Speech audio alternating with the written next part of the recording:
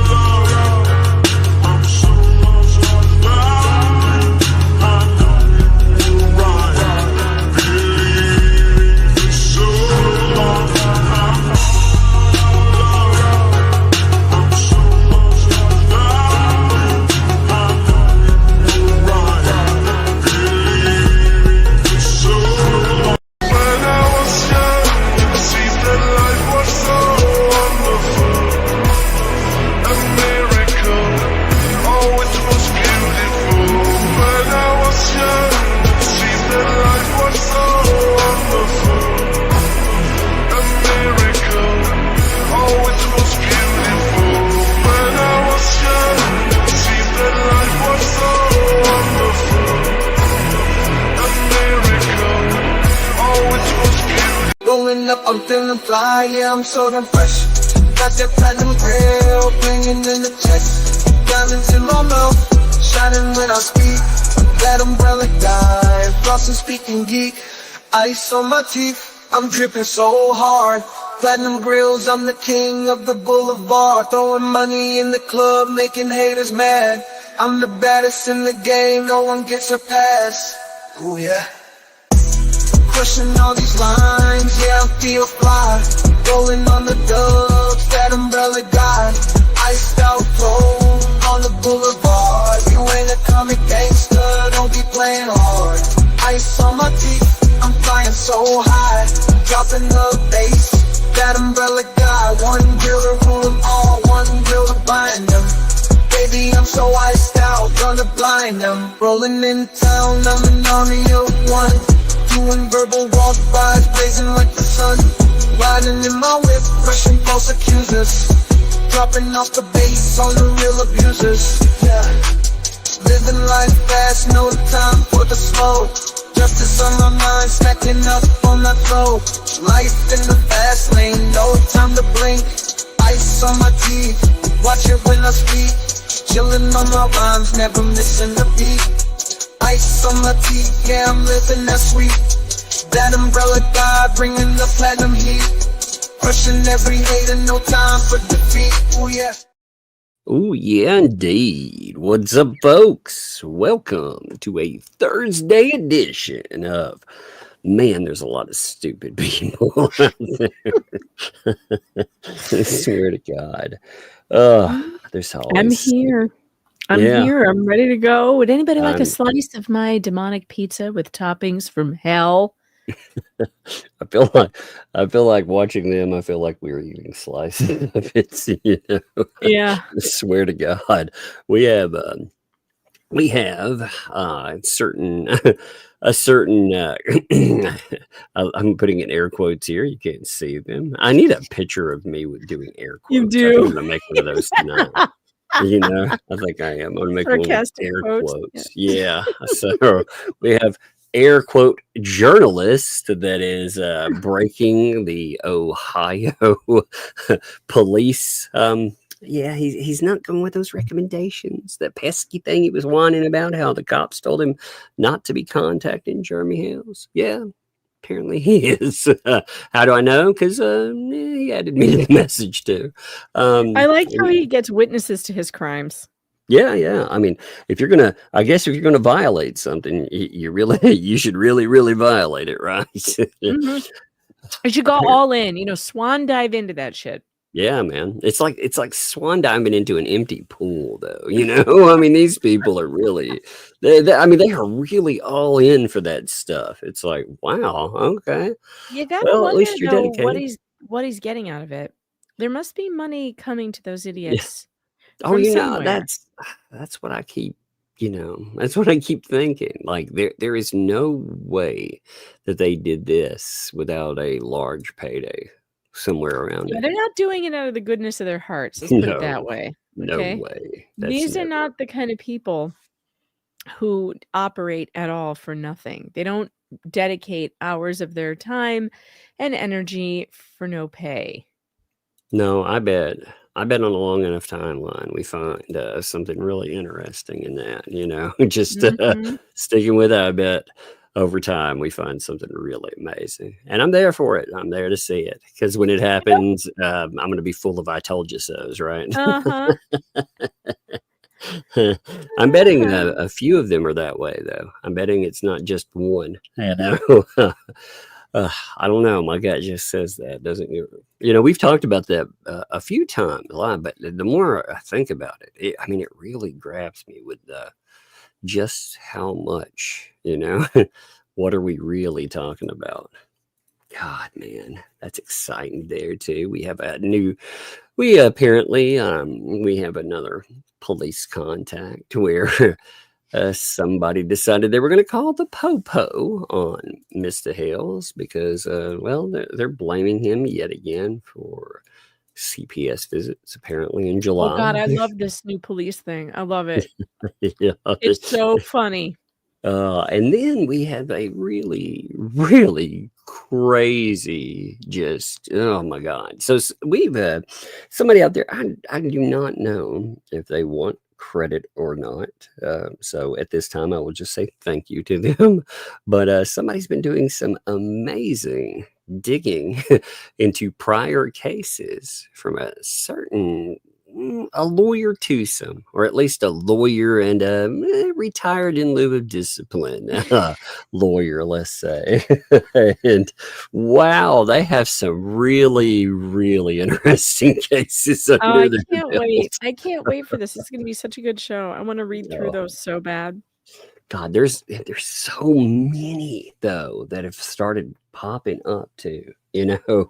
Some of the cases, like we were just sent one today, which is, God, it's amazing.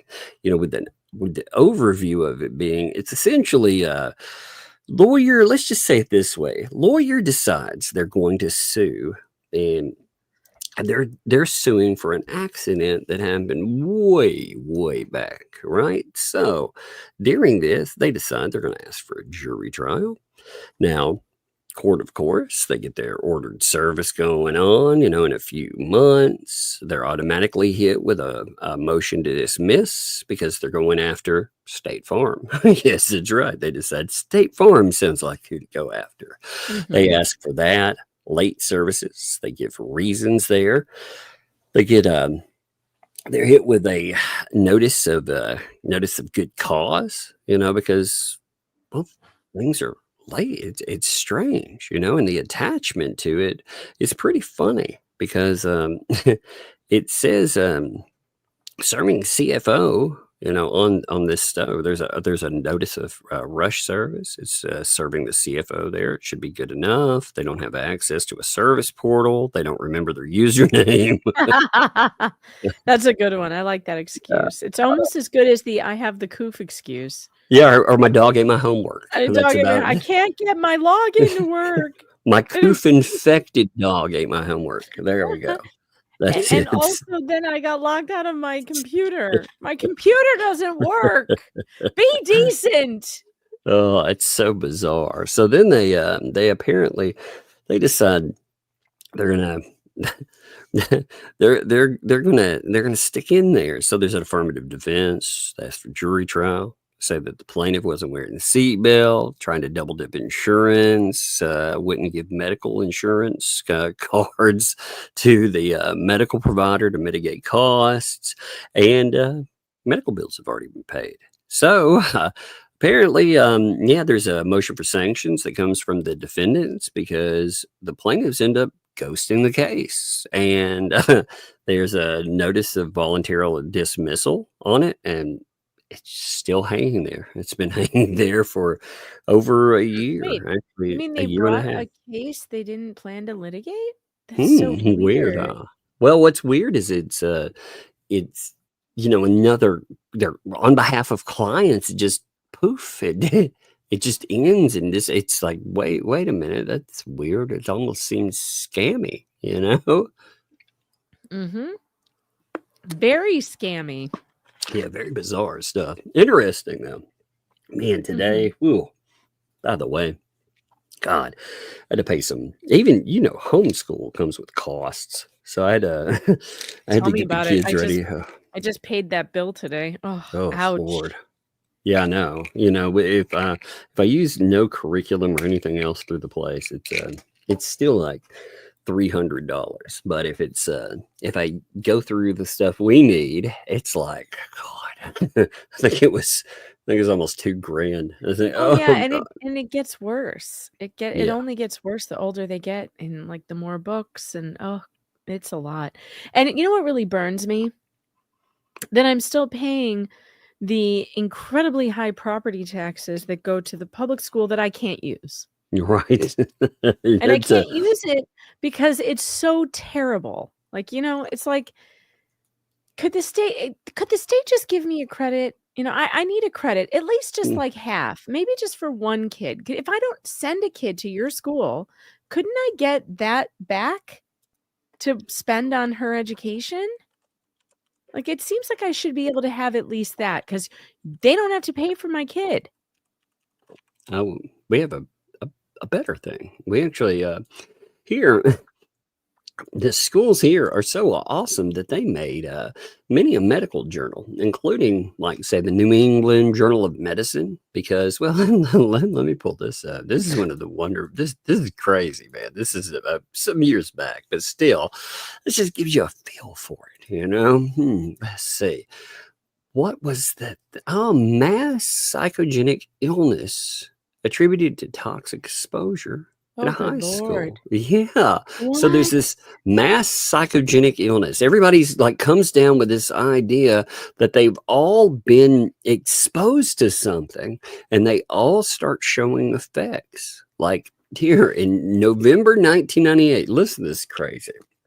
Teacher notices a gasoline-like smell in the classroom. Soon thereafter, she had a headache, nausea, shortness of breath, and dizziness. School ends up evacuated. 80 students, 19 staff members end up in the ER. 38 persons are hospitalized overnight. 5 days later, after school reopens, another 71 people go to the ER. Intensive investigations pop off. Now, what happened there? Well, they're unable to find anything. They can't figure out like what happened. They have all of these issues that are reported, but they can't attribute it to anything. So they attribute it to mass psychogenic illness. Oh, you like mass subjective hysteria. Yeah. So wonderful. Weird. Yeah, we have enough insanity in this school systems here that they that is so weird. Yeah, it's like that that dancing illness. You ever hear about that? Of like a mass dancing hysteria. Yeah, Dancing with the Stars. Yeah, I've seen it. No, it's like it's also like a mass hysteria thing that happened in the Middle Ages, where people would just start dancing and they couldn't stop, and it would spread, and it's really weird. And there have been a couple of noted events of this over time. It's very strange. In fact, it's so a well-known thing. Like, I think D&D masters have put it in Dungeons and Dragons, as like a spell, a dancing spell. If you get too close to some weird spider, stop moving. Yeah, right. Get your bard on. You'll be like, oh no, the bard. The bard. Oh Yeah. But yeah, they would dance until they died. Yeah, they would like literally dance like until they dehydrated and starved themselves to death. Oh man, speaking of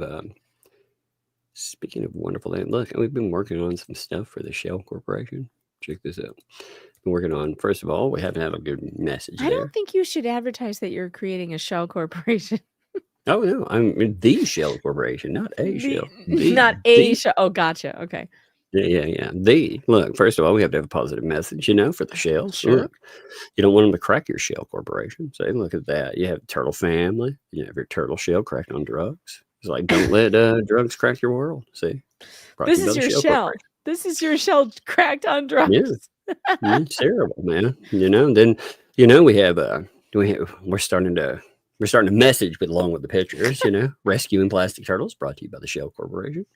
Nice. I mean, yeah. I mean, you gotta really incorporate that. Now, I get it. Sometimes you need just a regular message there, and we're starting out in the hole at negative 56,000. Where'd that number come from? I don't know. It's just a nice, catchy number. Not really sure.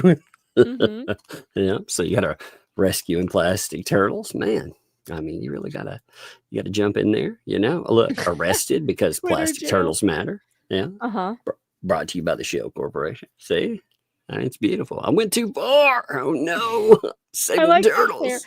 I like the hair. Look at the hair sticking out behind the mask. You have like a the cowlick. bunched up shirt too. Look how cute the cowlick is. Aw, Tug has a cowlick. I love it. I love that. You're too short though. You're under 5 feet tall. Well, I was trying to get on the turtles level. I mean, sometimes it happens. Short Kang. Short Kang. We also gotta mount up sometimes to protect those plastic turtles, man. Yeah, Mounties, the turtle Mounties. They're very popular. There you go, the turtle Mounties. Man, yeah. I told somebody that today. I was like, yeah, I'm thinking about readying the Shell Corporation. I was telling them about it. They were like, you do know what a Shell Corporation is, right? It's like, it's the perfect. I mean, that would be the funniest freaking shell. I really want to. I really want to file a 501c3 and see what happens if I file one called the Shell Corporation. I mean, it's not that much different from It's a Shell thing. We've made that joke multiple times. Mm-hmm. God, man. Oh, by the way, there was something I needed to add to something we covered the other day. So we were talking about Shara's wonderful article. Remember all that and how everything kicks off. Remember there was some complaining coming from 2L and the gang, about all that. Well, the one thing I needed to add to that was the thing they were whining about was this message right here. This is what set them into a frenzy. It wasn't, I mean, it's not that big of a deal, but it was left under one of their posts. So, everything sets them into a frenzy. Have you noticed? Well, I mean, when you get the physique of Pac-Man, I mean, any kind of power pellet in front of you would probably set you into a frenzy. Yeah. But she had posted this, and I thought this was really funny. Give me a second, I got called. Oh, thank God he's got the mute button. You people ought to send some breadsticks just for that. For the professional use of the mute button that saves your eardrums from the hacking and coughing that all people do, but only a few refuse to hit the mute button for. Thank God you're not in a place like that. By the way, yesterday, apparently, the offshoot show, not the fleas, but the natty show. Nat show. Mm-hmm. God, that thing went almost 11 hours. What the hell are these people doing? Are they up all night? Like they don't do anything else. Oh my God. No other life. I was like, holy God. Oh, that's the plan. The plan is to make sure that no one wants to clip you by never saying anything that anyone wants to hear. Yeah, that's a good point. if you go on for 10 hours, who the hell is going to listen to that? I mean, I very much wanted to. I tried jumping through some. I was like, oh, God, this is terrible. By the way, this is funny, too. So the 2L in the gang, they've all decided that if they leave subtitles out, they think that we can't pull transcripts. Apparently, they've been doing this for a few weeks, right? Well, you notice we're still pulling transcripts. Don't they not notice that we still have transcripts? All they're doing is any harder, by the way. It's not any harder to do. Like, no. You can't have a YouTube video out there that can't be. This is the age of AI. Okay, we can get anything. Yeah, and quickly, very quickly. We don't have to have. All you do is punish anybody that actually, like, if they had a disability and they right, and they wanted to actually listen or like read your show. Yeah, it's just I'm amazed by that. I was like, wait a minute, they turned off subtitles to keep us from being able to do anything with it.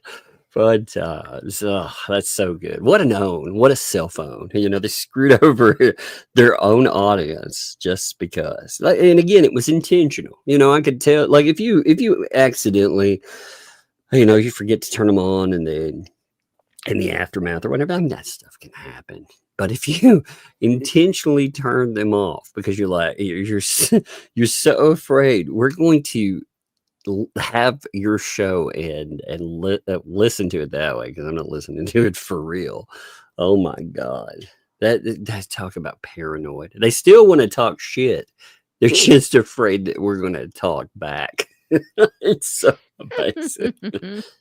So Shara, though, when she was putting together her article, actually reached out. She did. She was like, hey, you know, I'm writing an article today and I'll publish it this evening. So this is one. I mean, it set them on a tizzy when that stuff was coming up. And I forgot to include this. Like I said, you will be discussed in the article regarding a video you appeared in today with John Cook. I'm writing to let you know if you have any statements or corrections to add. I will add those for you at any time. Due to your intimidation and focus on me in the case, I'm choosing to contact you respectfully, publicly. So she's making sure, hey, I'm doing it right out here. You can't lie about it rather than by email or phone calls. Thank you. And of course, they threw a fit and were like, oh my God, she's trying to intimidate me.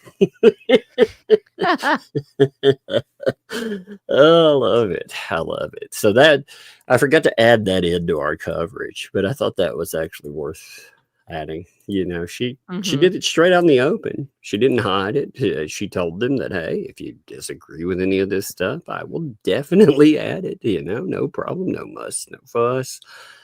And of course, they didn't appreciate that. No, let's pull up this police report. This is now it's on the screen. I warn you, it's going to look a little blurry. I apologize, but this is a screenshot, but still it is worth everything. We will read it there. This is from July. I'm sure the police enjoy these contacts, by the way. Don't you think so, Megan? I'm sure they love it. I'm sure that they're just on pins and needles, just waiting for Lynette Preston to call the next time. Like, oh, who's the lucky fellow who gets to take this one? Yeah, they're like, oh man, I can't wait, man. Yeah. Oh, let me have it. Can I have it next? Can I have the next Lynette Preston complaint? It's so funny. Like, what's really amazing about it is, apparently she has this trend of hanging up on them, you know, calling in complaints, and when she doesn't like what they tell her, she hangs up on them. That's my favorite part. That's why I said I love this so much, and it's so funny because she hangs up on them.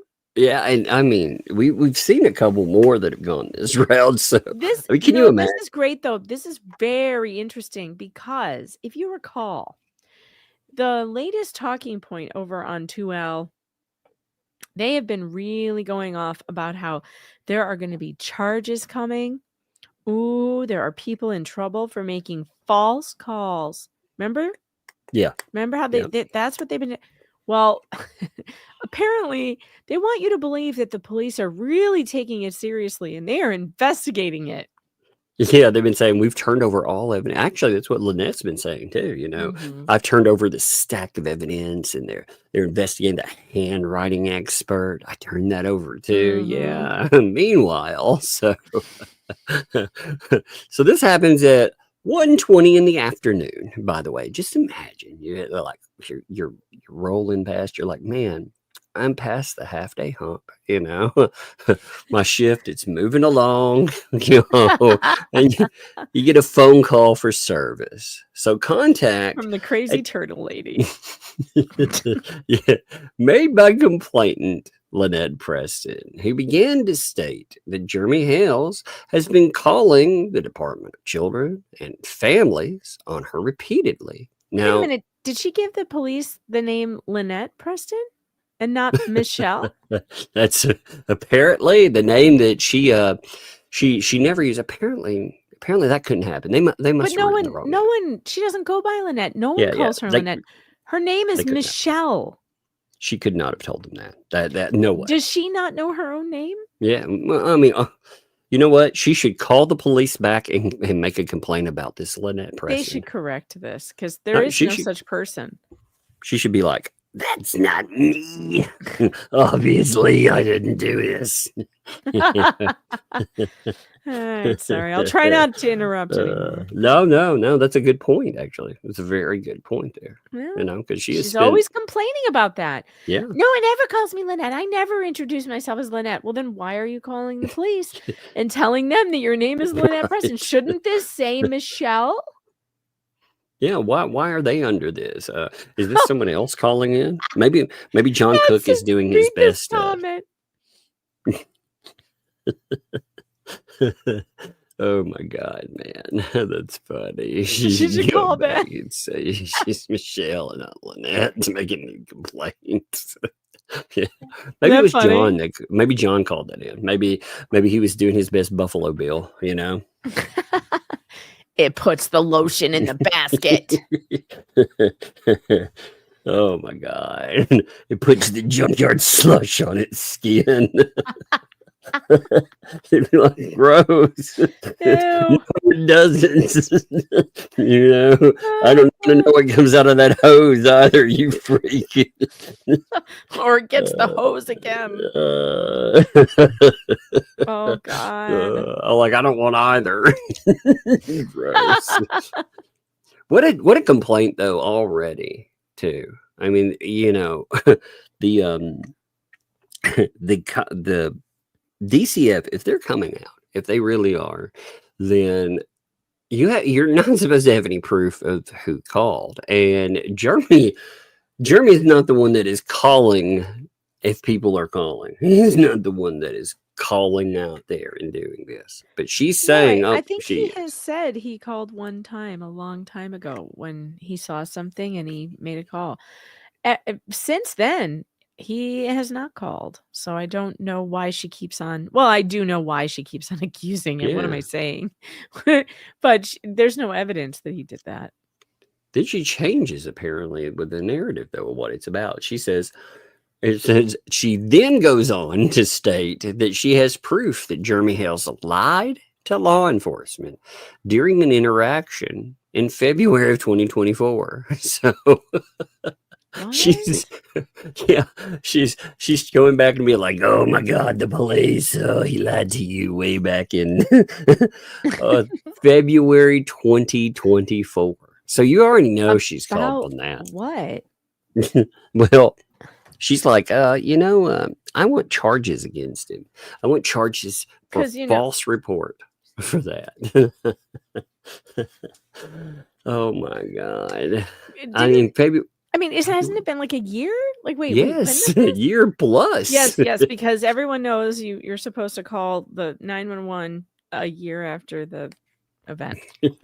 I mean, that's wild, isn't it? I mean, that is so wild. So I then began to describe to Lynette that she wouldn't be the victim of a false report to law enforcement investigation. That it's actually the state of Florida that's the victim. It's not her. Well. So in other words, none of these people have any standing to call and complain about false reports. Yeah, that's what the police are telling them. You have no reason whatsoever to be calling us at all. Unbelievable. It's amazing, isn't it? So she's told that straight up. It would be up to the discretion of the original responding law enforcement officers if a criminal case would be pursued. And by the way, I mean, in Levy County, if they opened it up again, this would be the problem with Levy County. If Levy County opens up some bullshit case over some minor just garbage, considering they don't prosecute people, you would be able to tell that they had a witch hunt on hand, and it would God, it would look really bad for them. Well, it's a good thing they're too lazy to do anything over there. God, that would be the dumbest thing, though. I mean, again, maybe they are not the brightest bulbs, but one of the things they seem to want to avoid is anybody looking into them a little bit too hard, And I would agree. They've had a little bit of, they've had some problems, so maybe they don't want any scrutiny. I don't blame them for that. So, yeah, it would be smart to avoid that. So, Lynette gets irritated by this, and you can tell from just this, you can imagine. It says, Lynette then says that she would, quote unquote, take care of it herself. You can imagine, I'm going to take care of this myself. Abruptly disconnected the phone line. I want to know how they know that she abruptly disconnected the phone line, because these days you don't get the satisfaction of slamming the phone down anymore. It just disconnects. Maybe you do. Maybe you actually do, because I mean, how many numbers and phones does she say that she's had over time? Well, maybe that's why. She's like, it slipped from my hand. You could hear it bounce down the thing. Damn it. Yeah, and then it fell down the stairs. Yeah. Yeah, and it falls in a post hole, and she's like, oh my God, the neighbors have pooped in it again.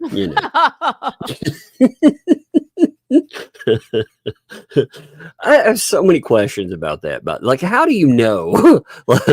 I know, the pooping in the post holes, like, I need to know more about this. Yeah, really. I mean, I'm for real. Like, how would you know? I mean, how do you know it's not an animal that did it? Was there a sign or something? Did you catch them like copping a squat? Like, how do you know? The police take a forensic examination. John's like one of those in those movies, where they have like a native tracker. John's like one of those. He goes out and he touches it and sniffs it and tastes He's it, smelling it to see what it is. He's like, he's like, well, just a little bit more, I can tell you. It's like that scene in Jurassic Park when she sticks her arm into it. Oh yeah. Oh God, that brings up even more questions. It's like, wait a minute. He's like, that's the reason I've been doing that all this time, randomly. Gross. So gross. I have a very bad image in my mind now. Yeah, okay. But no further incident took place. My in-car video, my body-worn microphone, they were recording during the incident. Oh my God. This needs to be voided. Yes.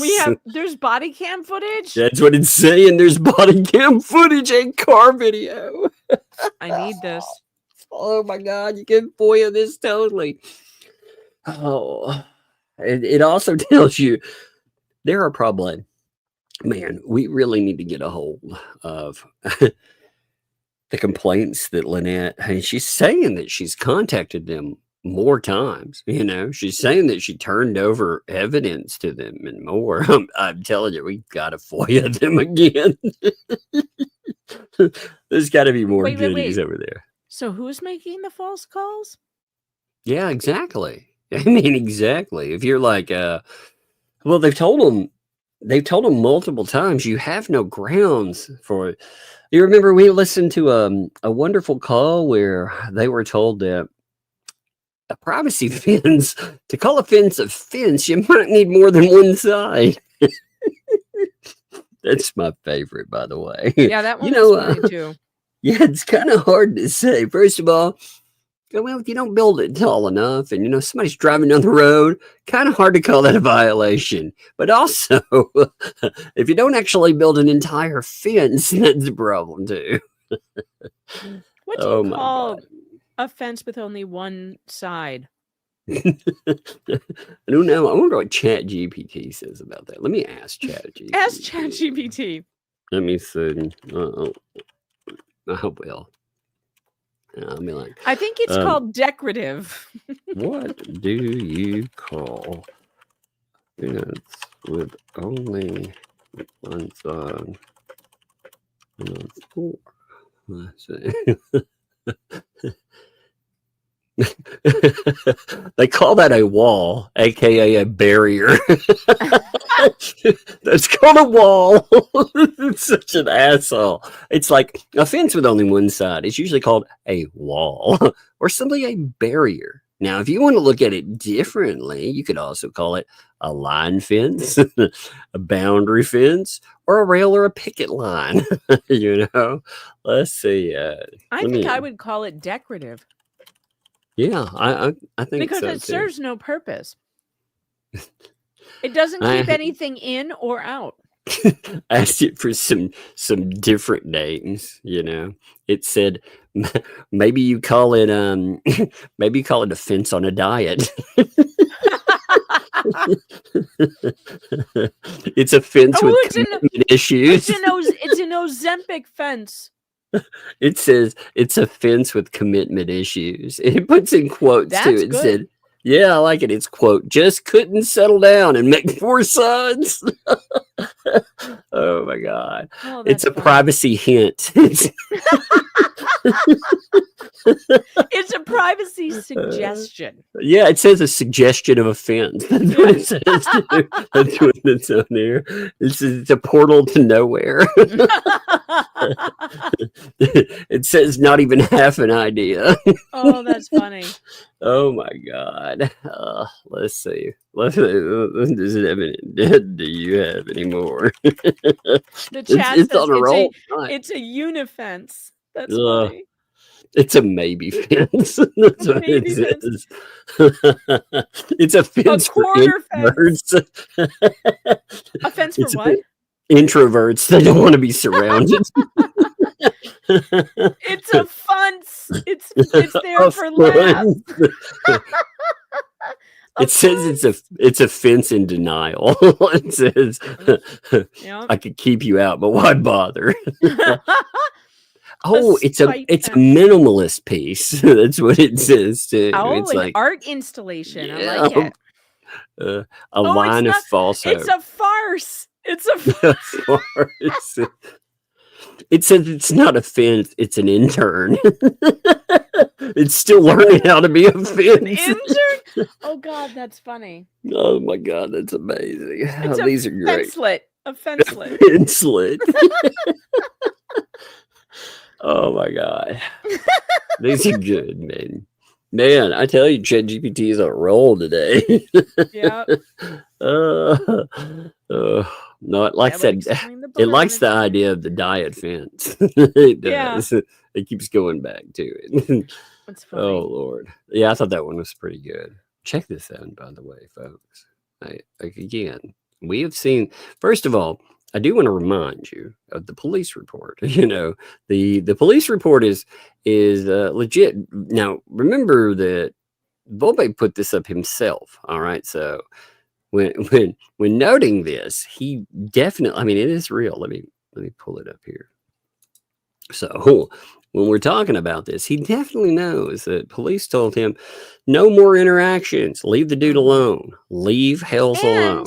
He then said something after that where he wrote Randy and he said, since your stupid client won't let me talk to him, I guess I'll have to go through you. And he was writing Randy.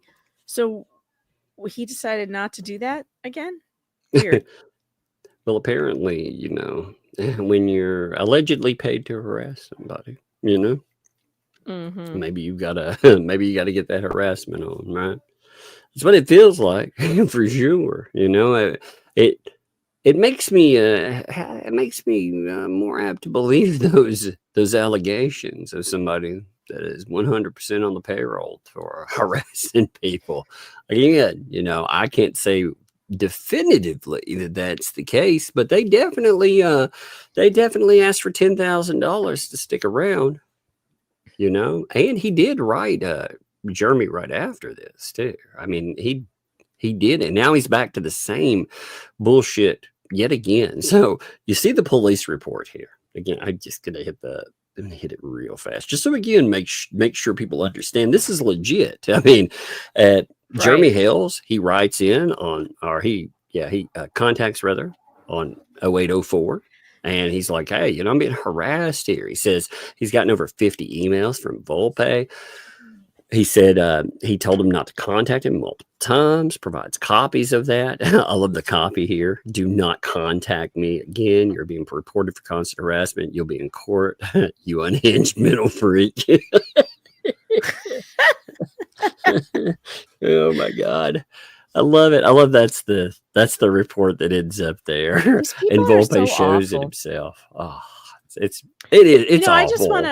I just had no idea that this guy was such a mentally unhinged freak. I feel sorry for all of the people he's ever dealt with. Like, I had no idea he behaved like this. None. And seeing it now, I have such secondhand embarrassment. I feel so much cringe. Maybe it's the desperation after, maybe he's a reflection of the people he's around. He likes to talk about his new partner. I'm a new partner and so. Well, I don't know.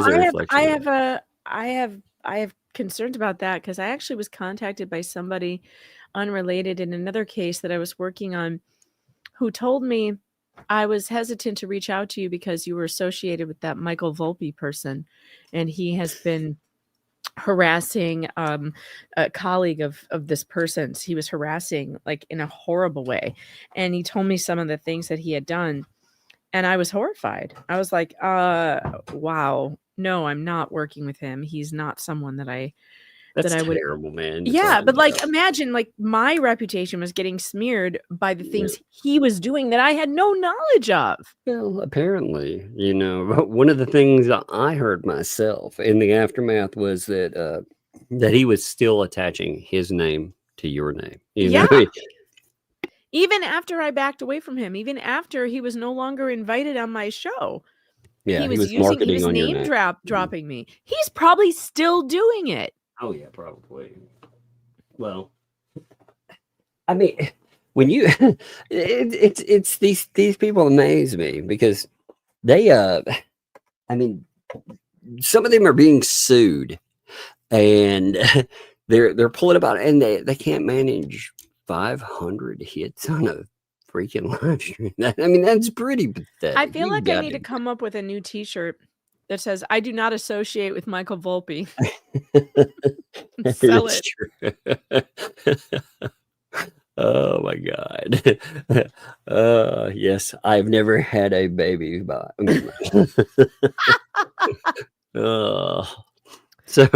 on the 6th, there's a voicemail left for Volpe. You see the time here. So at 1:40. What's up with the 1 something? You notice there? That's the other report came around that time too. So about 1:40, he has a call and informed him not to contact Jeremy Hales or he'd be charged with telecommunications harassment. So 2 minutes later, he's like, "Are you kidding me?" Now we heard the we heard the conversations, and it was more like this. It wasn't, he wants to pretend like he's a tough guy. He's like, "Come and get me," but it's really like, "You're doing," that high pitched wail. Oh my God! Your microphone cut out because you were so. Yeah, my microphone was like, "This is terrible. I can't hear this." It's like Mickey Mouse ain't getting no broadcast time. What's up? But he's trying to act like your mic totally noped out of that. It was like, "What are you doing, Tug? Stop." I don't blame it, man. It was like it tried to volume correct. It's like, I ain't doing that. But he's like, "You're gonna come to Chicago. Come and get me." So the police, they're like, yeah, don't do it. Don't do it. Well, he decides he's going to do it. Not only did he did it again right after that, apparently, because he's under the misguided impression that he can't motivate the police to come get him. That's amazing, by the way. I mean, right after that, he he has right. Well, that's the paint chips one, but they God, not him. Yeah. Well, I mean, they're easy to mix up, but right after that he writes back, and then today he does it again. How do I know? Because it ended up in my freaking email. You can see here. I wonder if he copied me. He did. I didn't get it though. His stuff must be going directly to my spam. Yeah, it goes to my spam. I look, though. I always look. He's probably like, oh my God, Doug, open my email. I do look. I don't give a shit. I do look at what these losers I don't. I do. I definitely. Man, they are the biggest self-owning clowns I've ever seen. I mean, of course, I've got a front row invitation to the big top. Yeah, I'm going to look at it. I mean, shit. Yeah, they're like squirting themselves in the face with the flour. Yeah, exactly. So he writes though, and you see, he also attaches him to stuff that it really makes the harassment seem much more real. Because if you look, this is a Substack article by a certain Paint Chips called "Hales Goes to Hell."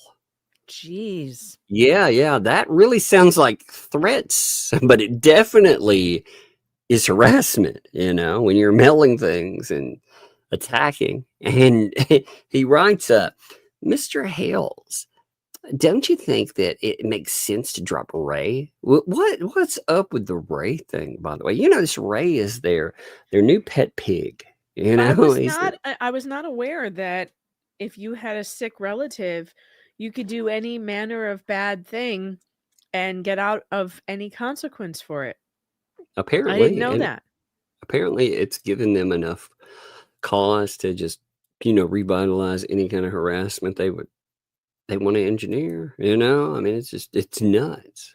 Especially since your lawsuit is so weak, according to who? According to this guy, and doesn't his know who George associate.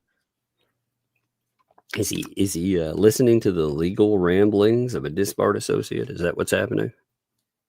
Yeah, probably. I mean, seriously, I don't know which one I would take legal advice from. I guess I would actually take legal advice from him before Paint Chips, because even though he's an idiot, the other idiot actually went to prison for much of his bad fucking inane bullshit. So I swear to God, anything these people they become involved in, I feel like being on the other side of it is probably it's not just better for my for my points in the afterlife, but it's also probably better for my points with law enforcement. Yeah, you probably want to be on the other side for sure. Yeah, I feel like what is it with Ray though? Like, why are they circling the wagons around Ray so hard? Like, what does he know? What's going on with it? Is he more important than we realize? I'm wondering that, because I mean they've definitely tried to turn him into a cause, and it's strange. They're all telling us that there's no conspiracy, of course, but every single one of these idiots, they have no overlapping communications, and yet they all decide that they're going to try to knock him out, and they're going to reference the case that involved in. Why are you tormenting someone whose wife may die? Yeah, we all may die, sir. We're all going to die at some point.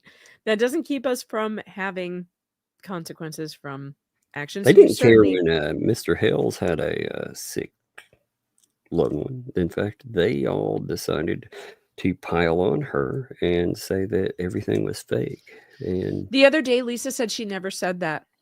Oh, what a lying piece of shit. Yeah, we heard her say it. Yep. I'm sure I could go back and pull clips of her saying it. Oh yeah, I mean, it's amazing that they They fucking gaslight their audiences too. I mean, God, if they believe that, like, how low IQ do you have to be like from day to day just to listen to something and then the next day, I mean, literally sometimes, I never said that. It's like, you just said that yesterday. What's going on? I mean, holy I have shit. a theory. I have a theory about their audience. And that theory is either dementia or meth use.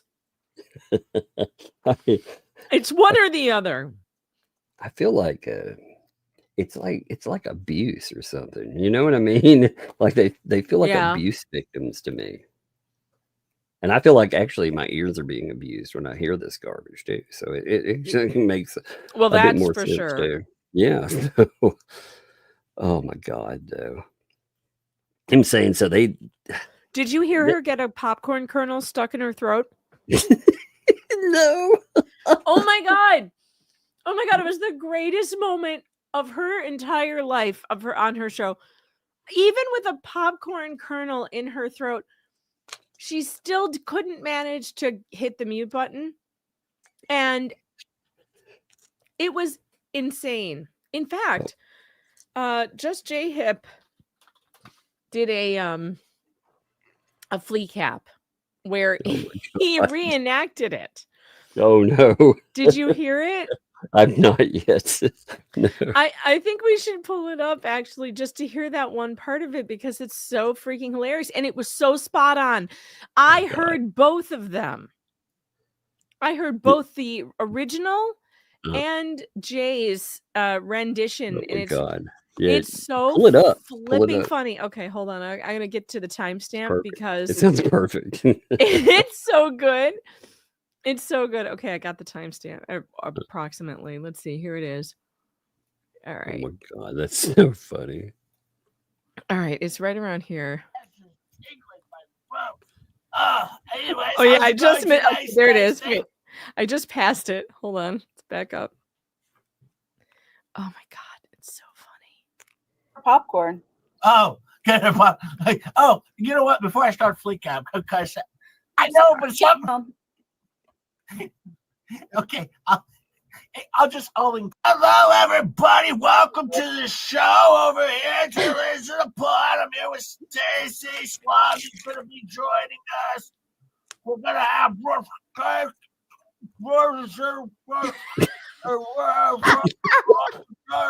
Dick Lickman's going to be on. I'm not I'll take a drink of water.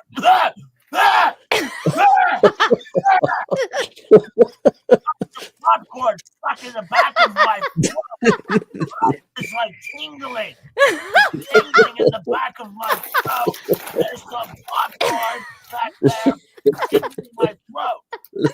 Oh, man, that's just tingling my throat. Anyways, how's it going? And that is literally exactly what it sounded like. It was so spot on. It was so good. Oh my God. Oh man, she could be choking and she still won't hit the mute button. It's like at this point, it's like an act of defiance. She's you don't tell me how to die, man. She just refuses to use it. All of them do. I sent a clip. Oh my God. I think I sent it to you. I think it might have been in the group chat. I sent a clip of her coughing and Robbie started coughing. So then we had coughing in harmony, like 2-part harmony. Oh yeah. Yes. Multiple people on multiple panels coughing at the same time. You guys think we're joking when we say that when we do our impressions and we cough and stuff. Literally the entire show is this. It's horrible. I mean, it very much is. It's horrible stuff. Yeah, dueling coughers. If you guys have not heard J-Hip's most recent live stream, you should go and watch it because it's really funny. And yeah, actually, the flea casts are funny. Period. Anyway. Oh God, the flea casts. I wish he would cut them down and put them up. Yeah, by themselves. He doesn't know how to do that yet.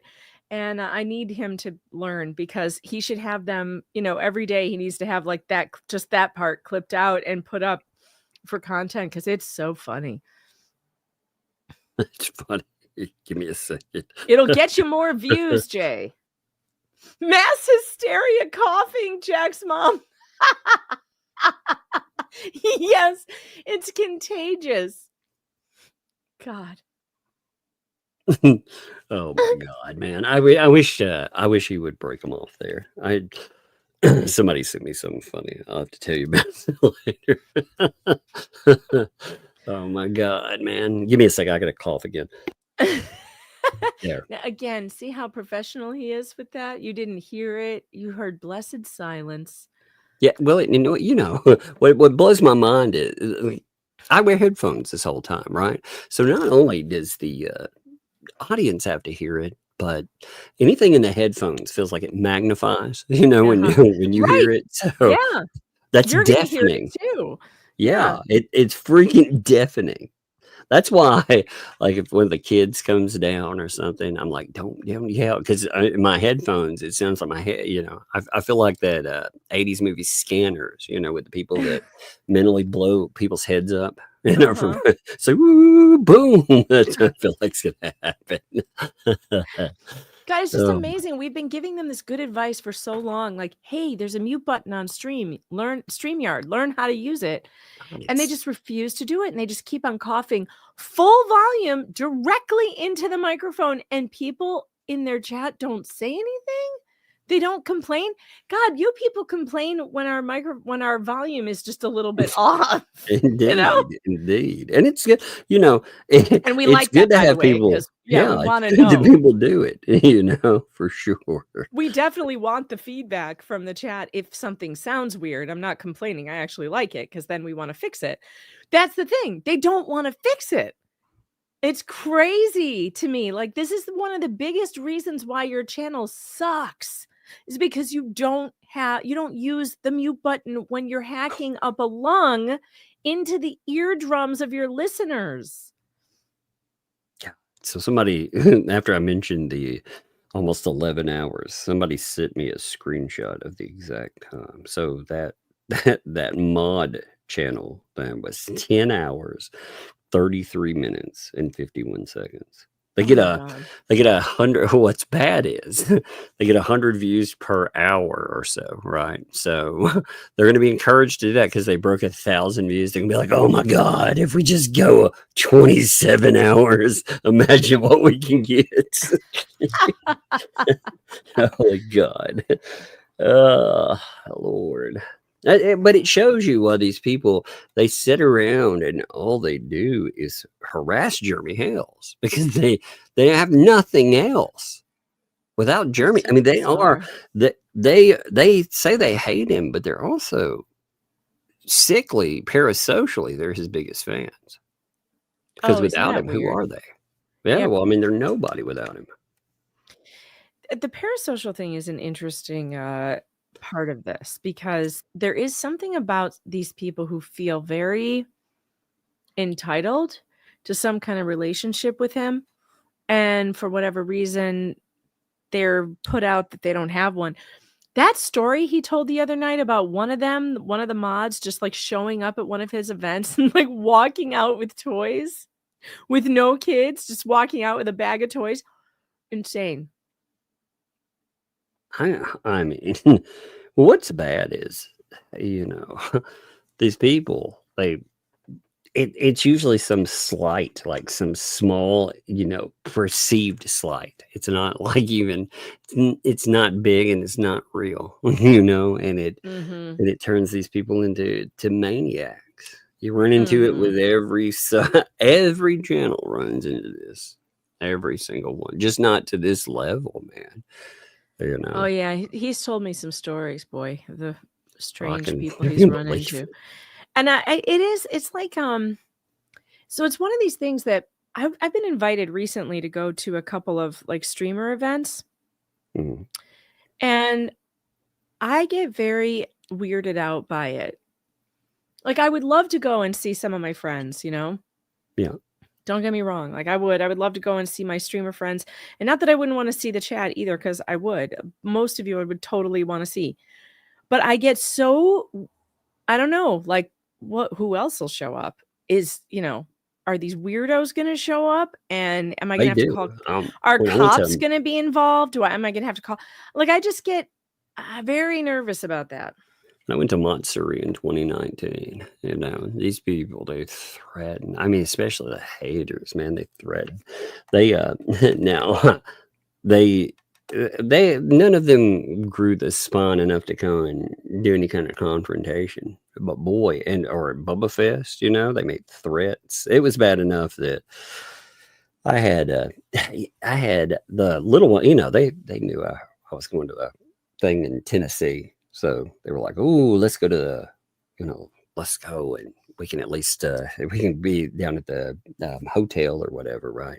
Well, they see all these costume people and stuff, and they're begging to go. So I take the little one over. Well, after I get over there, I get shown by some people 2 threats that have come through of doing harm by somebody that's taking pictures over there. So, it's like, Jesus, man, these people are crazy. But nobody came up or did anything. I mean, in fact, there were some amazing people, while we were there, they were like, yeah, and then I don't think they want to do that. Well, it's funny. I went to that thing in Vegas. I went to Reality Steve's birthday party, the 50th in Las Vegas, and with Dave Neal was there, and that was so fun. And I was a little nervous, and then I realized, oh no, all these people are here for Dave and Steve. No one even cares that I'm here. I ended up taking pictures of Dave and his fans all night. It was hilarious. I was like, the camera lady, that would be great. It was a lot of fun, but I think because of that different crowd, it being like the Bachelor scene, I was able to like fly under the radar there. It was so bizarre. Like going to some of these things is bizarre. Like if one that, like it's highlighting yourself, or you're a main part in. I tell you, when I went to Monster, I was, that would freak me out. That would freak me out for sure. Well, I mean, I just went to cover, I didn't even think anything about it. So, I strapped my mask on, I went in, and I was seeing if I could get press credentials, right? Because I didn't want to give a name. I thought, I wonder if I can do this without giving a name, So I go up there, and the people that are volunteer security right off, they're like, "That umbrella guy," when I talk, you can tell it's me. So they're like, "Holy crap!" And it was amazing. I was like, "Holy," So it was pretty amazing. That was we ended up that year pulling. We had a panel, and the panel they have all these people. They're huge with voice actors and all this. And the panel that we had that year, it did 5 times the traffic of any of their panels. It was just amazing. I was like, who knew? And that was when the channel was like 30 or 40,000 people big. So wow. It was Jam says she met me in Vegas and says she was happy to meet me. I was happy to meet you guys too. We had a really good time and everybody was super nice. And I didn't feel weirded out at all. I felt really good about it actually. And it was a lot of fun. I just get nervous about like these other events that are more people would know me. Yeah. I get nervous. I don't know why. It probably would be fine, but I just get weirded out by it. I don't know. I want to go. I figure like when the oldest gets a little bit older, when she hits about a teenage year, I'd like to take her to one and just show her the crazy and the fun. You know what I mean? Because you meet all the people, and people are, I don't like to focus on those negative people because the people that were there that were was so amazing. It was so much fun. Like Anime Matsuri was insane. I heard lots of fun stories from all my friends who went to that. Yeah, sure. What's real, like you should ask like Nick and stuff. I refused to take my mask off. I was like, I'm not. So I went to shit at night. I was like, and they were just like, he's just a weirdo. Who cares? But I mean, I was looking at everything. I mean, I was wearing a mask the whole time. It was so funny, you know. It got it, and it was a big Jason hockey mask with an umbrella symbol. So, you know, walking down like into the main lobby of the hotels and shit with that thing all the time. It was amazing. All right, let's pull up this filing, by the way. So this is amazing. You know, in court, these are, and there are, this isn't a one-off that we're finding out about. There are lots of cases that, yeah, if I'm not losing track. I need a, if the person who's doing this research is listening, since you're doing all the research, maybe as you're going, could you make me like an Excel spreadsheet that gives me the names of the cases and the dates that they were filed? I want to make a, I need a whiteboard for all of Lips's and Lips and Chips's litigation. Did I lose you just then, or is that my side? No, I don't know. My thing didn't spin. Am I still here? Yeah, you're here now. Well, Okay. I just lost you for a second, but I don't know. The hamster wheel spins weird sometimes. I don't know which is which.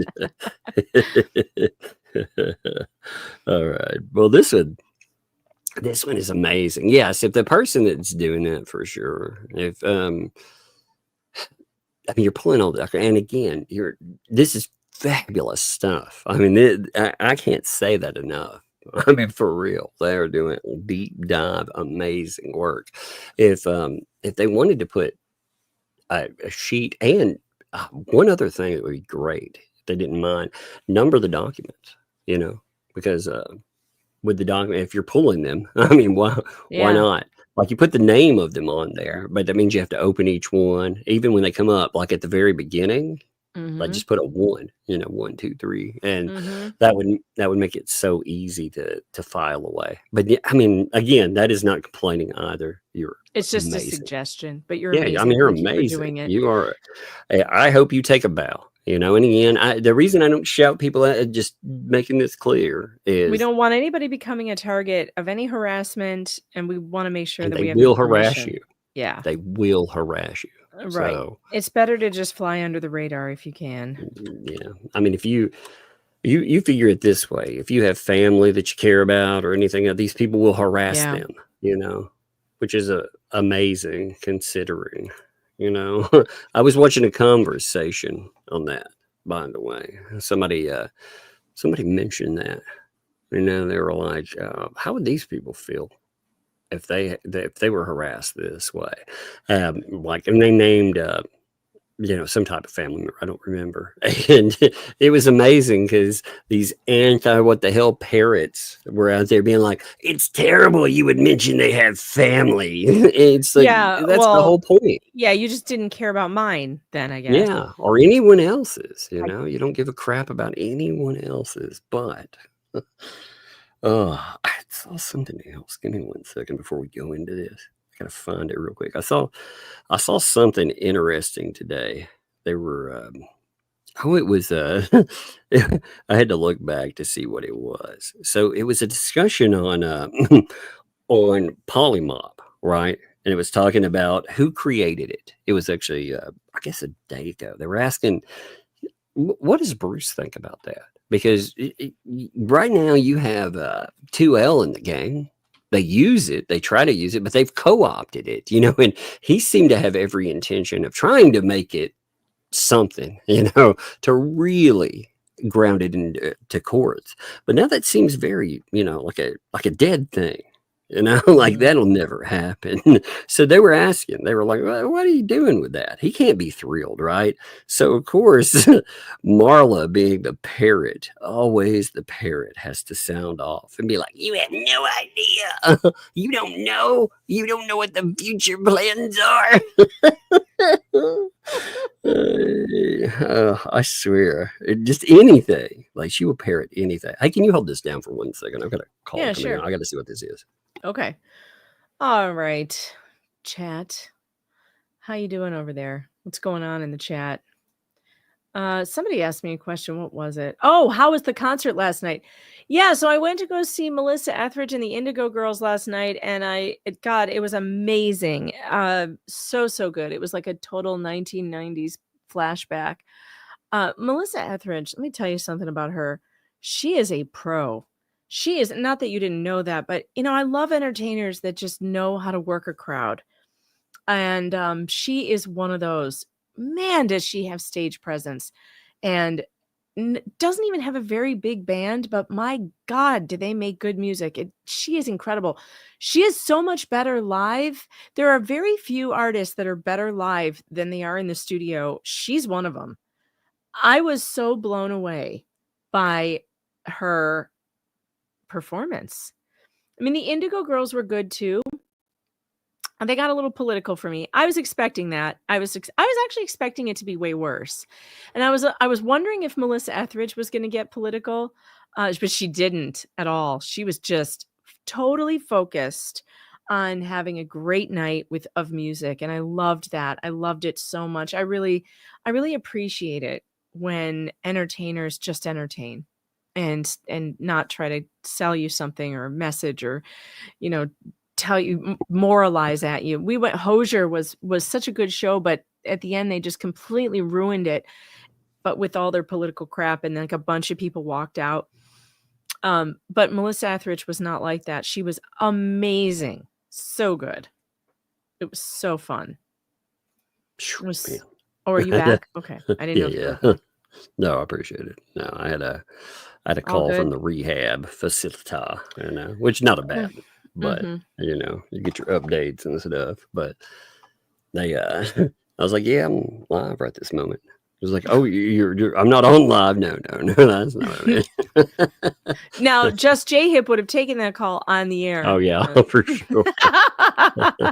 For sure. He's such a mess. Look, People Watcher is noted, like, harassment is one of the reasons my friend gave up a YouTube channel with over 30K subs in under a year. People are completely psycho. Yeah, actually, okay, so there was a guy that actually a pretty big YouTuber. He did he did all kinds of music and stuff.Ent by the name of Corpse Husband, right? I mean, big YouTuber though, millions of subscribers. Well, his groupies, or wannabe groupies, they became obsessed with finding out who he is, because he didn't use his real face or anything. They just, he had a name and a voice. Well, they became obsessed with face doxing him and doxing where he lived and everything else. And they finally, after a lot of chase, they found him. And when they found him, he's, no matter what he would have looked like, it wouldn't be enough. You know what I mean? Like, he could have never lived up to what people had in their minds for it. So they ended up finding him, and my God, the harassment was insane. And he's been offline for nearly 2 years now because of it. And That's I mean, terrible. and he was making, bank and doing well. But I mean, these people they were so insane. They finally got what they wanted, and it wasn't good enough. They were like, he's too average and ugly, and according to that. And I mean, they were relentless. It was insane. I remember watching that, play out. And I thought, my God, man, because they were like at this image, again, that parasocial insanity. Ugh. Anyway, so this is pretty interesting, because again, we keep finding stuff like this from a certain lips where, let's just, again, we should cover an entire case off this, which I think we will, while things they're building back up, you have a slowdown in everything because of the bankruptcy. Like, again, they intentionally tried to slow things down, but that gives us time to, again, research. This is good. It's actually a very good thing, because we have entire cases that are popping up that we should really go over. You would not believe how bad some of them are. You know who else we've never really looked into case-wise? We never looked at paint chips. Wonder about those too, Mm-hmm. You mean the which documents? Yeah, any of them. I've thought about really like digging into some of his actual casework. You mean the cases he had, not the case against him. No, not the case. I was going to say, because the cases against him, you can't. Did you know we can't get those? Yeah, we could. I bet we could find something out there. I bet we could find something. Something that like he filed. Something. I Some bet we could client find of some his. real. Well, you know, we could find the stuff where he's threatened to sue all types of He all strikes me types as of the kind government of person, institutions. right? He strikes me as the kind of person who would be like suing Facebook and embarrassing himself, Well, he suing tried to social media. he tried to sue the government when they came after him, you know, for all of his Of stuff. course. So Uh-huh.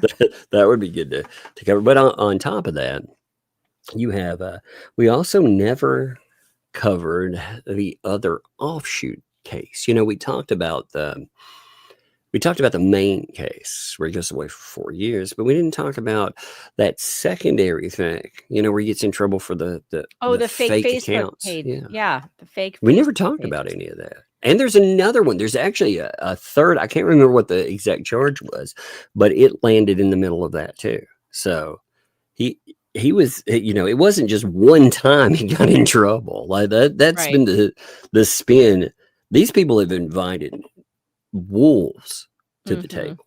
They will tear these. Yeah, he is a well-known charlatan. In fact, he is so well known that there are people out there who I will just say are in the intelligence community, let's put it that way, who keep tabs on him. I'm not surprised, to be honest, because, you know, it's bad though that operators like this, they could operate with impunity. Like it amazes me. It amazes me, like the level that some of these people are allowed to operate, allowed to harass, the cases they've allowed to engage in, and just the messes. Like all of it. That's one of the common factors. These people, oh, by the way, so the other thing I forgot about that. This is what I was trying to remember. Somebody brought up while Volpe was posting about some stuff over on the quote unquote fan group, someone brought up the fact that he likes to ignore the fact that certain people are, you know, they're felons. Like, what? Why don't you ever mention that? And he got really irritated when he was told about the hypocrisy to that. I think that's kind of funny. You know, hey, why aren't you mentioning that guy? You know, Gabe, the money. What's up with that? And it makes me wonder why. Why avoid that so much? Huh? Strange. Again, I have some ideas, but anyway, that's a subject for another day. So on this is a fascinating document, folks. Again, we're talking about lips on this. This is from 2020. Again, there are cases. There are plenty of them out there to look at, and they're bad. This is a defendant's motion to dismiss motions for sanctions against the part we're just call them S-Rose, you know, and their attorney, Legally Lips. So good. So come now, again, you're going to have Rose v. Rose. That's what this is. Rose v. Rose. And that the defendant. It's like the War of the Roses. It definitely is. Definitely. It's true. Is this a divorce case? Oh, well, let's see. Let's check it out. That would be funny, wouldn't it? Oh, it's so the damages. What she tried to claim. There's a document in here. Oh God, it's so bizarre. Her original file is. I can't remember if it's on this or if it's another document. So we'll see. Okay. But the original document itself, you know, with the amended complaint, because of course they screw up the original. They always have to amend the complaint. It is something else. So the defendant here is coming. He's like, yo, you know, we need a motion for sanctions against these people. Why? Well, let's get into this. So on or about August 6, 2020, after a hearing held on the 4th, so 2 days later, defendant's motion to dismiss a motion for sanctions under Florida statute section 57.105 against the plaintiff S-Rose and their counsel, Legally Lips.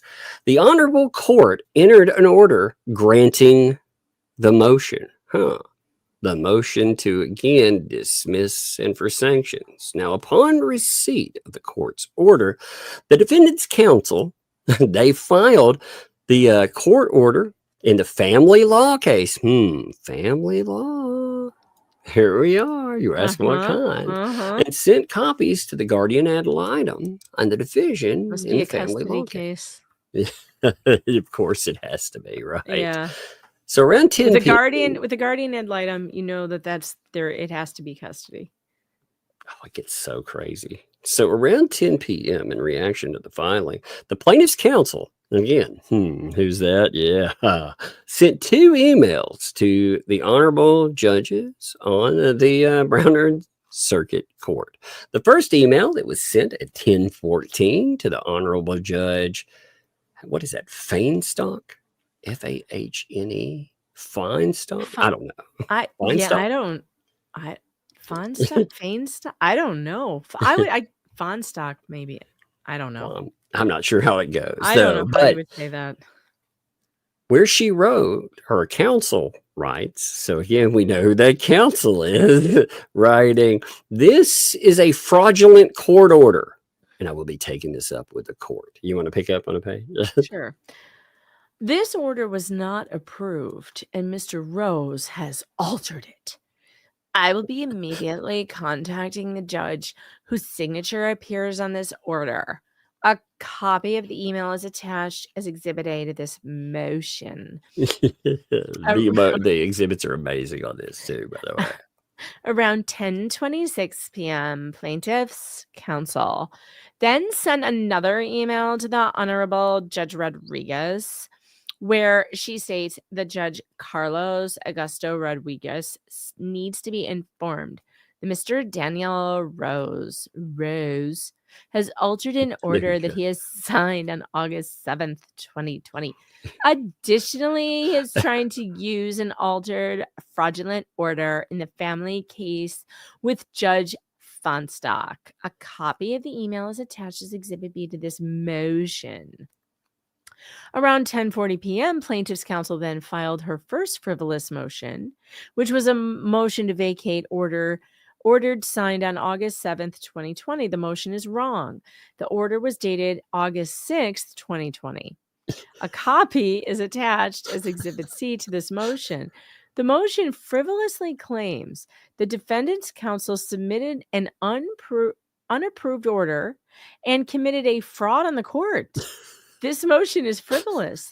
The plaintiff's counsel is essentially asking the court to vacate their own order with no legal basis. There's no error alleged or otherwise or legal basis for such a motion to vacate. I mean, think about how crazy this is. So they get a motion being like, yeah, dismissing sanctions. So she starts writing emails and she's like, "Oh my God, it's totally all fake. It's fake. It's fraud." And you're like, what the fuck is this mess? Yeah, it's literally not. The judge actually wrote it. It's so amazing. Around 11:10 p.m., the plaintiff's counsel then filed a motion for hearing, which she then states the defendant's counsel once again submitted an unapproved order and committed a fraud on the court. This motion is frivolous. A copy is attached as Exhibit D to this motion. There is no legal basis stated or reason for a motion to vacate. Around 12:07 a.m., again, she's Manic Leslie. She's up all night. 12:07 a.m.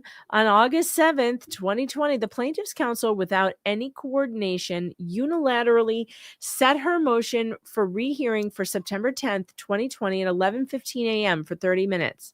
Ironically, the plaintiff's counsel in her emails, which are attached, states the following.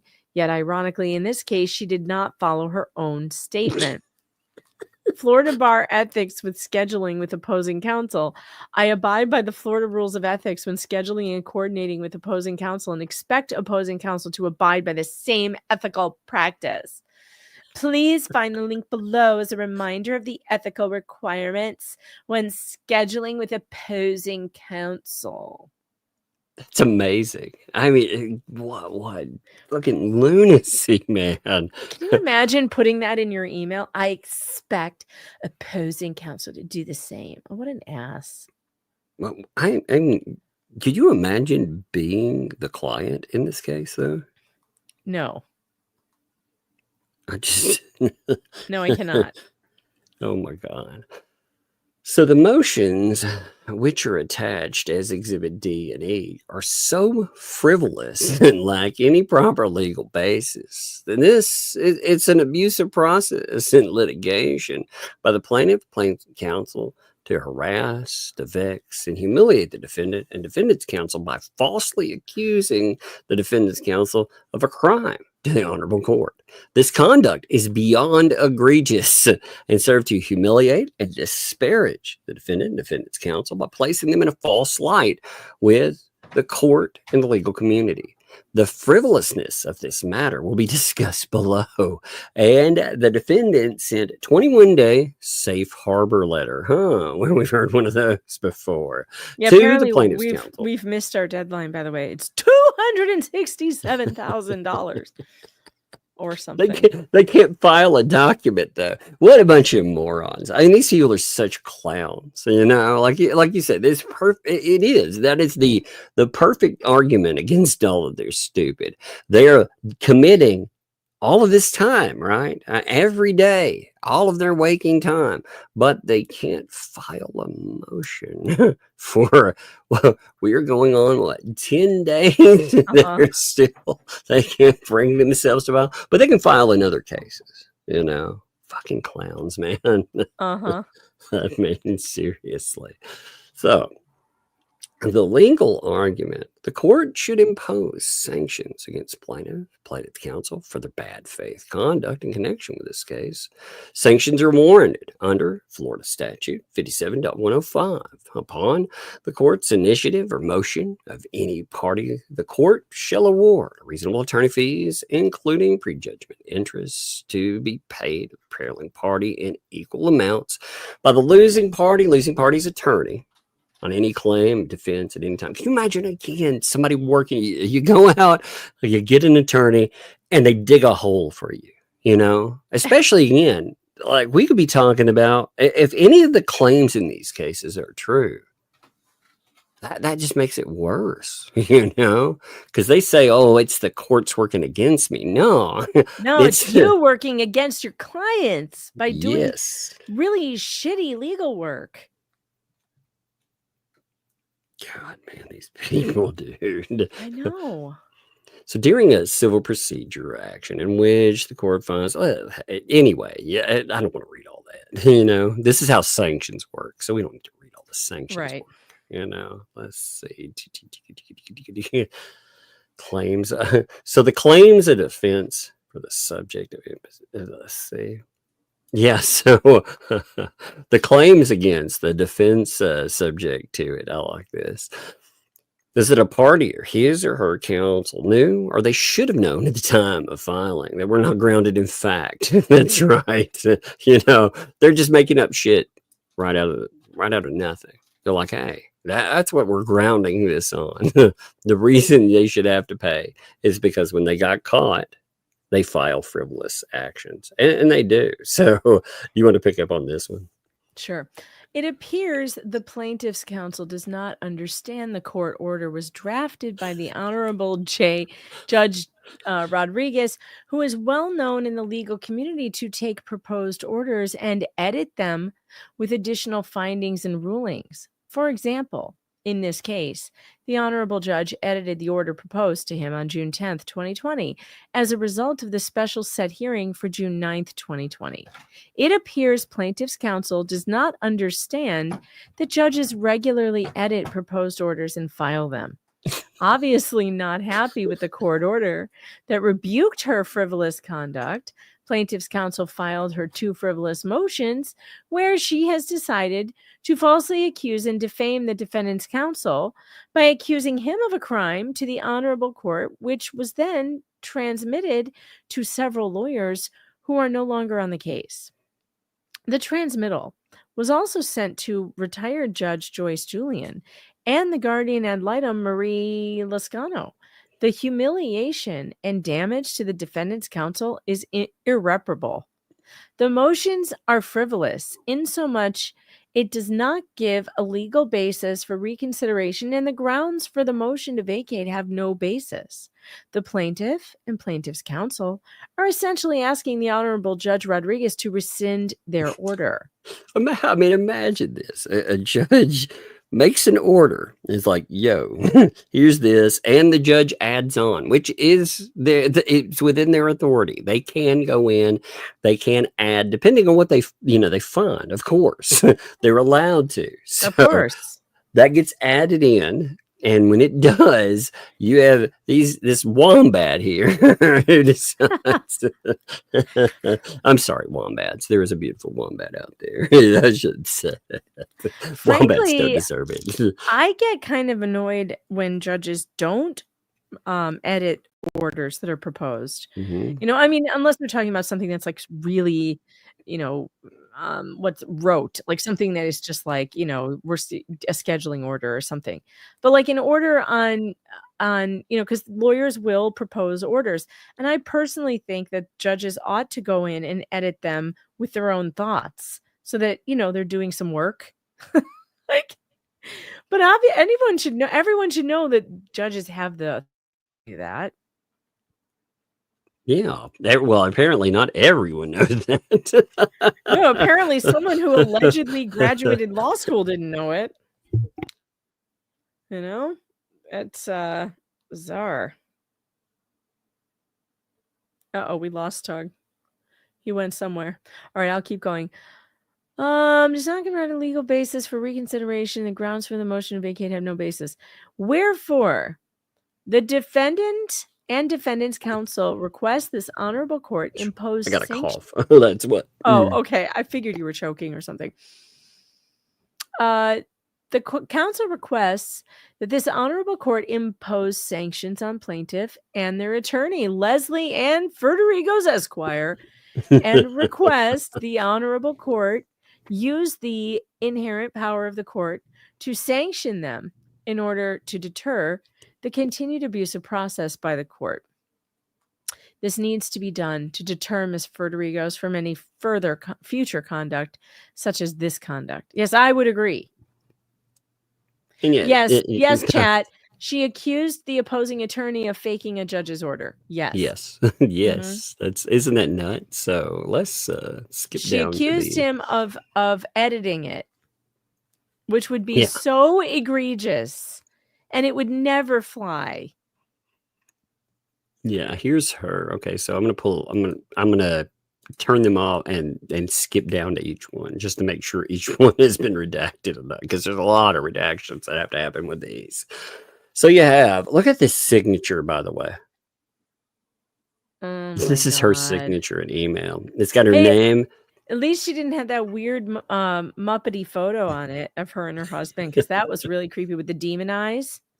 Yeah, but look, I mean, it's got it's got her name, Leslie Ann Federico's Esquire. Then it's like Leslie Ann Law, PA. Then it has the numbers. Then it has the link for the website. Then it has the Lawyer Leslie on YouTube. Subscribe free. So on her legal mailings, it says subscribe free. Then it has a slogan. Oh, God. Then it has another slogan. Then it has some more freaking. I mean, holy this is crap. So embarrassing. The secondhand embarrassment, again, the cringe factor is off the charts. My cringe meter is just, the needle is buried. This is so bad. Who told her that this was a good idea? I'm just sorry she didn't sign it all the best. That would have been amazing, wouldn't it? I know.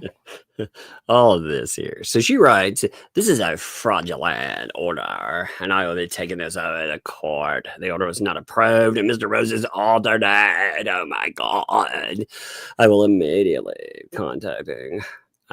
be immediately doing it right away. The judge whose signature appears on this order. So, I mean, you can see 10:14 p.m. So this starts up at 10:14. And there's more. Aren't there more of her emails? Oh, by the way, just talking about the signatures there. So there's just to note this. Okay, when she mails, just Look at this. This is so nuts. Right under the thing, you have yet another lawyer Leslie making it simple. It's so simple. You look. We still have all this. Oh no. Then when we go back over, look, we have this. Oh God, there's more. Oh my God. Oh Lord. I mean, can you imagine? Fighting to you like family? Yeah, fighting to you like family. Wait a minute. Not fighting for you, fighting to you. Fighting to, and like, what kind of dysfunctional family is she talking about? Oh my God, that is the greatest slogan ever. Like we're a fighting family. Like we fight like your family. It's like, oh my God, go home, Leslie. I think your computer's drunk. Fighting to you like family. Who made this slogan for her? Obviously she did, and she didn't bother to spell check it. Fighting to you like family. That is awesome. Oh my God. Look, what's funny too, even the slogan that's done right is making it simple. Yeah, it's really simple, man. I mean, look at this shit. Oh my God. Okay, let me make sure everything. There's one I missed. There were so many. So this comes in from Daniel Rose is who's going to bring this one in. All right. He writes back and he's like, good evening. Kindly find a motion to take judicial notice. We're wondering if the Honorable Judge would consider hearing this motion. 1:30 p.m. hearing, August 10, 2020. It's only take 5 minutes. We'll be using this order of dismissal as evidence in the hearing. Since we only have 3 hours, it'd be best interest of time for this. We heard this pretrial motion. The alternative would be we would have to authenticate, which it would take 10 to 15 minutes during the hearing, and every minute counts. I will be uploading all my exhibits. Can you imagine? I mean, you're getting billed for this, you know? Can you imagine? Like when your legal gets to this point, I mean, it's nuts. Now let's see. There's a e-service document attached. I'm rolling past that. Okay, so we're gonna have another one from Leslie. This is. Yeah, this. Oh my God, all of this is so. I want to read this one. Okay, you can totally do it. You have a very good voice for it. Okay, here you go. From Leslie Federigos to all these people I'm harassing. Hello, Mrs. Zelinsky and Lizette. This immediately needs to be brought to the judge's attention. All caps.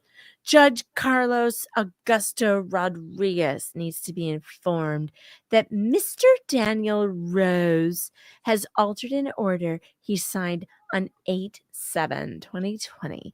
Additionally, he is trying to use an altered fraudulent order in the family case with Judge Feinstock or whatever. I don't know how to say that. I attached the order he submitted to me for my approval, which I did not approve, all caps. Then he submitted it to Judge Rodriguez to sign off on, despite me not approving. However, that is not the fraud, bold. It's all bold. All caps. Very bold. Very bold. It is the fraud. After the judge signed off on the unapproved order, he altered the order and filed it in family court for Judge Feinstock to view. Here is the order that he submitted to the court, and the judge signed. This is a far different than the order. What? Wait, this is far. This is far different than the order Mr. Rose altered. I will be reporting this to the proper authorities. I attached both orders, the unapproved order that he submitted to me and the order he altered after the judge signed. What? Why is signed capitalized? I have no idea. And after the judge signed what? You have all that stupid again. Look at all God, that. all the you got stupid. Best wishes. You didn't get all the best, but you did get best wishes. Best wishes. All the best. Oh my God. This is Exhibit B, by the way. Oh God, here it comes again. I can't. Fighting to you like family. Fighting to you. Leslie Ann Law. Fighting to you like family. Can I return them that family to sender if they're fighting to return to sender? So the order. To you like family, chat. I'm fighting to you like family. There is an order to vacate. Let's see. This is my Leslie that's attached here. Order to vacate. Again, she's just piling this shit out. You know how she gets. You know. I mean, oh yeah, I know how she gets. It on. I know yeah, we've late been at there. Night, we know we've been there. Late at night, yeah. She just can't stop pumping out the content. So this one pops up. Motion to vacate order is signed 8/7/2020. Come now again for the plaintiff. Files this and her motion to vacate on, we'll go the grounds, on August 4th, in which the court dismissed with prejudice the plaintiff's claim. However, stated was without prejudice. What? Stated was. Oh, good God. Without prejudice and to be repled. Okay. Repled. But she spelled it wrong. It should be PLEAD. Repled. Repled. It sounds like some kind of retread. Yeah, cleaner or something, you know. Get your repled. Yeah, pled is not. That's not a word. PLED is not a word. PLEAD is a word. Court. That's so weird, man. Mm-hmm. On the well, you know, she is a retire lawyer. Retire. That's true. Retire and repled. You know, it all goes. So on August the 5th, defendant's counsel submitted an order that does not reflect the proper ruling, and the plaintiff's counsel objected, requesting to add language to reflect that it was dismissed without prejudice as bringing the claim in family court. On the 5th, the defendant's counsel submitted an approved order to the court, and the court signed off on it. Dun, dun, dun. The defendant altered the order. Oh, my God. So she's like, that vacates. We need sanctions and fraud upon the court and more. Dun, dun, dun. And I bet you money, you know, this goes into her, you know, we lost this one, but we were giving it a good fight, you know? Right. The courts are against me because I get so many people out of their corrupt guardianship system. The courts want me dead. Check this out. Here's your one to read. This is oh man. Oh boy. Okay. Yeah. Oh God. This is the order. Order granting motion to dismiss and motion for sanctions under Florida statutes against the plaintiff, Sarah Serrata? Is her name Serrata? I think Serrata, yeah. And her attorney, Leslie Ann Frederigo's. This cause. All right, I have to make my screen bigger so I can read this. Okay. This cause, having come before this honorable court on Tuesday, August 4th, 2020 at 9:45 a.m., a day that will live in infamy that I will remember forever, for an evidentiary hearing on the defendant David Rose's motion to dismiss and motion for sanctions under Florida statute section whatever against the plaintiff Serrata Rose and her attorney Leslie Ann Frederigo's. And the court, having reviewed the motion, hearing evidence, and reviewing the court file, and being otherwise duly advised in the premises, is hereby ordered and adjudged that the motion be, and the same is hereby granted. The plaintiff failed to meet the requirements for which relief may be granted in all counts of their amended complaint, and therefore the amended complaint is hereby dismissed.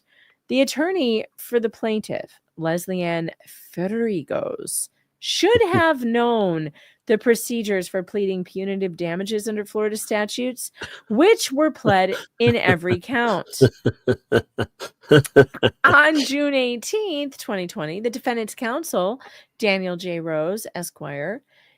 So wait, the defendant's counsel is also named Rose? It's very... Oh my God, it's Rose v. Rose, who's being defended by Rose. That's weird. Okay, so he tendered a safe harbor letter. And is Rose defending themselves? Maybe I don't know. Maybe I'm not sure. safe harbor letter and proposed motion to plaintiff's counsel Leslie Ann Federigos. Such letter provided information in regards to Florida statutes and even included the statute. The plaintiff's counsel took no action to remedy the safe harbor letter of June 18, 2020. The plaintiff's claim for punitive damages were frivolous. The Honorable Court, after granting the motion to dismiss and after granting the motion for sanctions under Florida statute against the plaintiff and her attorney, Leslie Ann Federigos, moved to the sanctions phase. Ooh, okay. The court, as appropriate sanction under Florida statutes, hereby dismisses this case with prejudice. That means you can't bring it again. That's not good. Nope. And called her motion frivolous. Mm-hmm. Yep. And you see copies furnished. Mm-hmm. So. Done and ordered. Yeah. So, oh my God, so much of this is amazing, you know. Oh my God, yeah. The back and forth is so funny. So there's other email attachments. Again, I'm just pulling them up as they go along. You know, just like I said, I'm making sure everything. There's a lot of redactions on here, so you can see the communications are going very well. Well, this stuff. Let me make sure. Let me see which one. The communications are always going very well. Yeah. So this was at 2:40. So this one, so she's like, I made the changes to reflect what was stated. Best wishes. And he was like, no, he made it clear. I'm going to submit my order and you can submit yours. Let the judge decide. Your conduct was frivolous. It has to be in the Oh my God. She wants to leave out things. She wanted to. She probably wanted to go in and change things that didn't make her look so terrible. Oh, probably. Her signature changed. Yeah, look, and now it's only 3 lines. Oh no, it serving all of Florida. It just got stretched out. It's still all there. Oh no. Fighting for you. Oh, look, it's corrected here. Oh my God. Oh my God. So she's just playing it by ear. I decided to change my tagline instead of, because no one really understood what fighting to you like family meant. So I decided to change it to fighting for you like family. My God, man. So let's see. So she gets a response. By the way, you know, she was told, you know, I'm giving you the proposed order. This is what it looks like. You know, there's a bunch of back and forth with that, telling her, and I'm sending this to you. Let's see. Yeah, that's what that is. I'm making sure. I have a theory that when she went to law school, I think she thought she was going to make a ton of money as a lawyer, and this was going to be the answer to all her problems. But see, the thing is that being a lawyer requires many, many hours of dedication. Working as a lawyer is really difficult. It is all time consuming. So I don't think that Leslie is a very motivated person to do hard work. I don't think her husband is either. I think neither one of them, I think they're both kind of lazy. They feel like lazy people to me. And she wants to cheat. She wants a shortcut to everything. She wants a shortcut. She wants a shortcut to fame, right? She doesn't want to put in the hours and the work that it takes to build a YouTube channel. She wants a total shortcut. She wants to just boom, put something up and everyone is watching her. She thinks she's a born star. And people who are like that, they don't tend to put in the hours that it takes. And I don't think that this person had any clue how difficult it actually is to be a lawyer. And if you talk to most lawyers, they will not encourage you to go into law. Most lawyers I know are like, you're very lucky. Oh God, you're very lucky you never went to law school, you know? Yeah, they're like, you know, they're because they're army. You throw a rock, you can get a lawyer. You know, they're everywhere. So you have you have this split. You have those that grind, that hustle, that become good at it, and then you have bottom feeders, you know, and it's crazy to see. I mean, you have a lot of people that something for nothing. That's what she wants, something for nothing, and they put in very little effort to these filings and these lawsuits of theirs. Well, they don't understand law either. I mean, they make basic mistakes. You see them pointing that out here. Like when they're having dismissals, a lot of times it's because they are making just ridiculous mistakes in their filings, and the judges are like, "What is this? What's this garbage?" You have an order granting motion to dismiss attached here too. Oh, excellent. Yeah, so order granting motion to dismiss a motion for sanctions under Florida statute, again against all. The cause having come before them, August the 4th, here's the order, the motion, it's granted. The plaintiff and defendant have an open and active pending case in the family division disputing DV issues, DV allegations regarding 2 children from marriage. So this is big time. These are huge stakes, by the way, because you have an active pending case involving children where there were allegations of horrendous things, So disputing visitation allowed by the court and alleging disparaging comments to the children and others made by the defendant about ex-wife. So sanctions against the David Rose, an attorney, are sought by her and her attorney. And her attorney, they have case management conferences, of course. So the following cases have been litigated similarly by administrative order. All of these cases and allegations regarding DV, divorces, consolidated and hurt family division to avoid inconsistent decisions.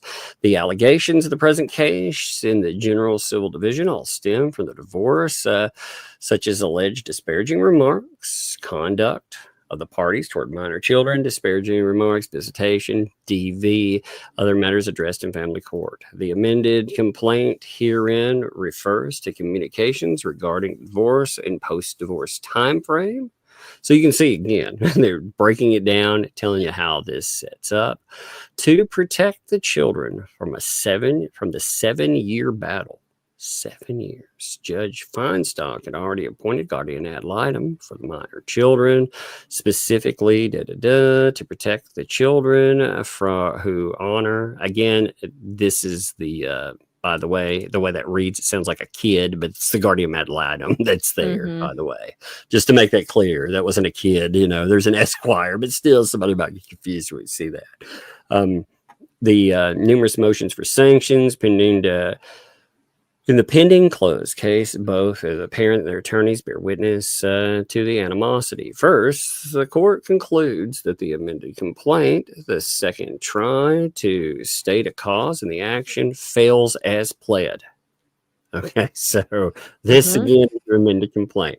There are no specific details to support any of these causes of action, even if they were not already getting litigated in family division. The particular statements alleged, the particular DCF and police reports are not identified for count 1. Specific times, specific date, time, place of statement. She does this a lot. So does her husband.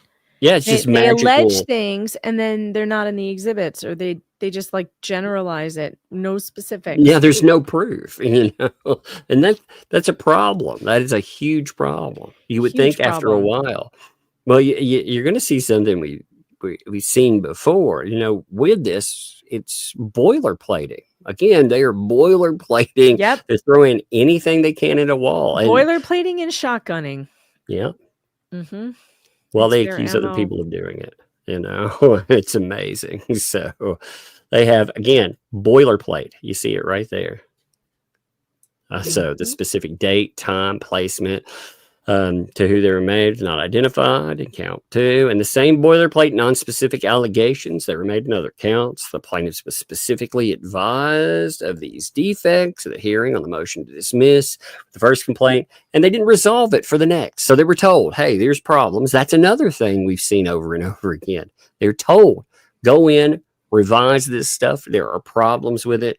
And what do? They don't fix it. Because they're They don't have any proof of it. That's the thing. They just make up shit. Instead, plaintiff attached more than 60 pages of emails going back and forth, police reports, DCF reports, etc., without specifically referencing or referring to the They did that again. They did that in the other case. Yes. Remember the big one where the judge was like, okay, I could have denied this in the 50-page one. But I'm going to give you 45 more pages to tell you how bad this thing really was. That was amazing. That was the best order I've ever read in my whole life. I've never seen a judge hand down 50 pages of. I've seen a 50-page order, but I've never seen one that's like, yo, this is that. Oh my God. So apparently, okay, so I'm going to note this live here. All right. So I've been complaining. Indiegogo, you know, the place that the comic book was from. Mm-hmm. Yes. So there were $754 that had not been paid out from that account since July 2024. That's right, over a year. You know, that's so and crazy. that interferes with, like, you know, stuff. Again, you have to pay out of pocket to do stuff otherwise if the money's not released.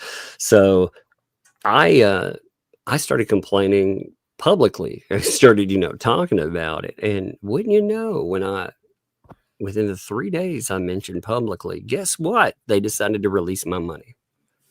Huh. Oh, nice. Yeah. So I wonder how many people they do that to. Like on campaigns, they just, you know, they sweep out the very end of it. And they're like, you won't notice that money. Probably. It's crazy, man. Because I mean, 700. That's, you know, that's not a drop in the bucket. I mean, that's money. Again, it's been sitting there for a year. You know. But anyway, I just noticed it. I was checking to see if anybody mailed anything, and I got a note about it. Oh, good. Well, that's good. Good, because that's been way too long. Yeah, a year, man. But so she attaches 60 pages there. The amended complaint fails to state any cause of action. That's another problem. They don't have causes of action in most of their filings. The failure to plead, failure to follow. That's the thing. Like when she sued all of us, there was no cause of action. You had nothing you could sue on. There were. You looked at it and you're like, what is this about? And again, a lot of her, she said that her lawsuits, she wants placeholder lawsuits. She didn't want you to go for it. She just wants them to be, you know, there for defamation purposes. So, but the failure to plead, failure to follow the required pleading may not be enough for dismissal with prejudice. Second, the amended complaint is, however, scandalous, impertinent, and frivolous in the allegations that were clearly made. They are scandalous. Wow. Specifically, in the prior hearing at the first motion to dismiss, the court specifically advised the plaintiff of Florida statute 768.72 that requires a leave of court and a proffer of evidence in order to leave punitive damages. Those descriptors are quite something. Yes. The amended complaint is scandalous, impertinent, and frivolous. You know, impertinent is actually a great word for her. Mm-hmm. That describes her to a T. She is impertinent, scandalous, impertinent, and frivolous. Good Lord, we need to send this to Randy. He needs to quote this in one of his filings that we do. You know, yeah, I mean, it is. Because what's the best way? Rude. I think rude is a beautiful word for that, you know? Mm-hmm. Like, doesn't show respect. Yeah, rude. It works. I mean, it's very much so. And with the courts, like nasty. You want to pick up? You want to do something? Yeah. Pleads for punitive damages in every count. Let me make the screen big. There we go. In the amended complaint, being charged with a knowledge of the statutes and laws. And the court brought this to the plaintiff's counsel's attention and defense counsel in their motions, having sent a notice and copy to opposing counsel. The court imposes sanctions, finding the 21 days safe harbor period expired, and that the defendant complied with the notice requirement for filing the frivolous allegations of punitive damages. Further, sanctions of the court's own volition are also warranted, as the court addressed the ability to plead punitive damages and plaintiff's failure is frivolous, is an affront to the authority of the court and an unacceptable disregard of the law. My God, Lips, you should be so embarrassed by this. That's amazing right there. That is amazing, man. That's one thing they've done. They've managed to hold a perfect score of a 1 out of 5. And also on top of that, they managed to really piss off a lot of judges. It seems like unilaterally. Yeah. Third, the attachments to this judge isn't done either.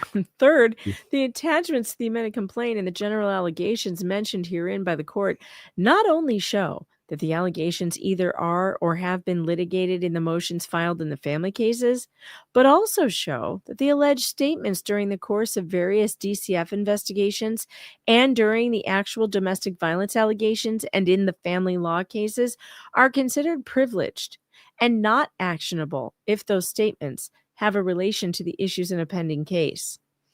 Statements attached to the amended complaint as they relate to visitation, scratches on the child, bruises, etc., are clearly related to visitation, the MSA, child welfare, and, though attached as part of an attempted cause of action, are considered privileged and not actionable. In order to maintain comity and to avoid inconsistent orders and judgments, any remaining causes of action based on misbehavior by plaintiff or defendant and their counsel, visitation, the MSA, and alleged abuse are best litigated in one court, the family division. The family division is further better suited to protect the interests of the children over which that court has jurisdiction, and this court does not. So this is really disturbing because if these things are true, right, the alleged abuse, and she filed this in the wrong court that doesn't even have jurisdiction, all it did was get this thing kicked with prejudice. Like, so now you can't bring it back and you need to go. You wasted their money because you were supposed to file this in the family division. And a family law attorney would know that. As to the dismissal with prejudice as a sanction, the court finds that the attorney for the plaintiff, Leslie Ann Federico, should have known the procedures for pleading punitive damages under the statute, which were pled in every count. As to the dismissal with prejudice, the court finds that on June 18th, the defendant's counsel, Daniel Rose, tendered a safe harbor letter and proposed a motion to plaintiff's counsel, Leslie Ann Federico's. Such letter provided notice of the frivolous claim for punitive damages and information as to Florida statutes and included the statute. Scroll. I'm scrolling. There we go. Okay. As to the dismissal with prejudice, the court finds that the plaintiff's counsel took no action to remedy issues raised in the safe harbor letter. Yes, that's a problem, by the way. You know, when they're like, there's a problem here. Maybe you should fix that. You know, the court, that's not a generalized, that's a suggestion. That's a, hey, maybe you should listen. Again, when a judge speaks to you, why wouldn't you listen to them? Why? It just amazes me. So plaintiff's counsel attempted first to deny receiving a notice. Hey, that's a tactic we see over and over again, right? Oh, I didn't get it. I didn't get what it was sent. How many times have we seen? Oh, we've heard that a lot. Yeah. This is an anti-Hales. That is their main go-to, you know? But you know what? Fighting do you like family? Then after defense counsel produced a receipt. So after they were told I didn't get it, they went to explain away her inaction by stating that she got so many communications from plaintiff's counsel seeking sanctions that she missed it or didn't pay attention to the notice. This is the same bullshit. They don't follow up. They don't file. They go in. They run and gun pleadings. They try their best to get away with something quickly, you know, where they think they're going to get a quick payday. And if they don't, it seems like it just falls apart and they get in trouble for all kinds of shit doing this stuff. So both these attempts to skirt sanctions are not acceptable to this court. That's amazing right there. That's a call out and a half, right? You know, separate and apart from a Florida statute here sent by the defendant. The court also finds another Florida statute sanctions by the court are appropriate for frivolously pleading punitive damages because this issue was argued at the first motion to dismiss, and counsel was so instructed by the court receiving actual notice. Under both theories of law, the court finds that the plaintiff's claim for punitive damages in every count frivolous for every count. It's amazing. The honorable court, after granting motion to dismiss and after granting motion to dismiss for sanctions under again the Florida statutes against plaintiff and counsel, moved to the sanctions phase. The court, as appropriate sanctions under the Florida statute, hereby dismisses the case with prejudice. However, the dismissal is not a determination of the truth or falsity of the factual allegations and is without prejudice to raise all alleged factual misconduct by defendant or plaintiff with the counsel, as well as allegations of abuse or abusive statements which may violate MSA or criminal statutes before family division. That's actually a good statement too. So the judge is like, if there is any truth to this stuff, you can still bring that up with the family division.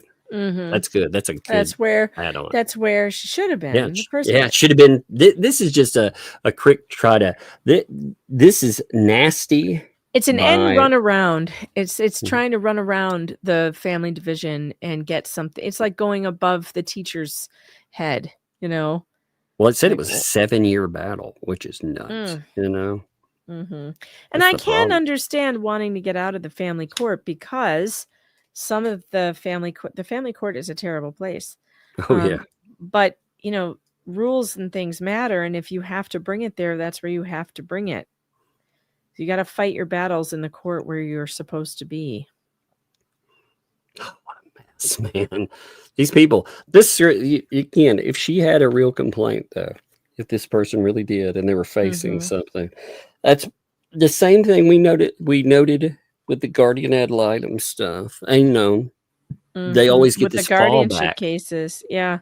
It turns out in that guardianship case, according to people who know that case, I was right. It is a real problem. That one was a real problem. And she completely screwed up that case, according to them. I'm just like,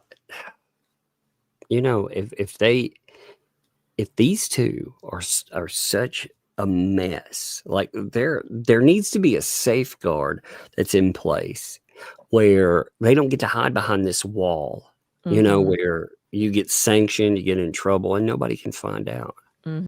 Like that should be, unless they go after your license, nobody knows. Right. And that's wrong. There should be something that notes. And again, I'm not talking about every, you can be sanctioned. Again, we saw that in the Fed 1. You can be sanctioned over something, but this level of this is grossly improper. I mean, my God, because when you combine her and Michael, my Lord, man, they have quite the track record, So the defendant is ordered to do a notice of filing in the pending family law case, the order, and the amended complaint without the attachments. Copy of, again, to the guardian ad litem.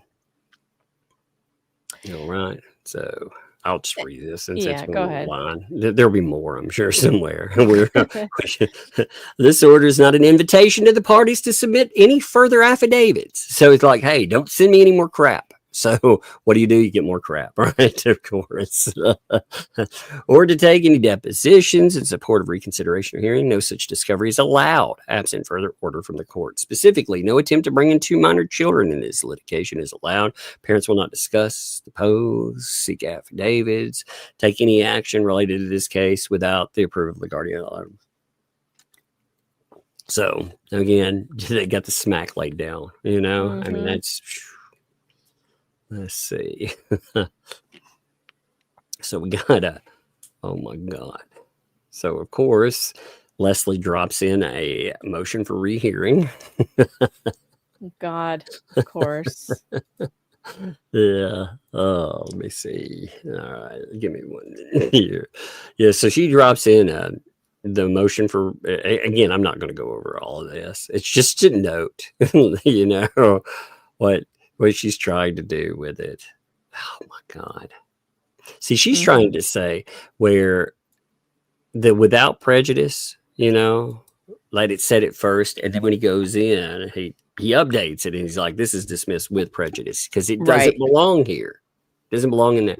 And she's like, oh my God, we need to have a 30-minute hearing. Oh my God, how dare that? Because it was dismissed without prejudice, you know, as to bringing in the family court. So, I mean, Lord, you talk about she is something. And again, she's demanding. She wants a vacate. She wants the order vacated. And you look at how scalding it is. I mean, yeah, it looks bad for her. Issue sanctions to defendant.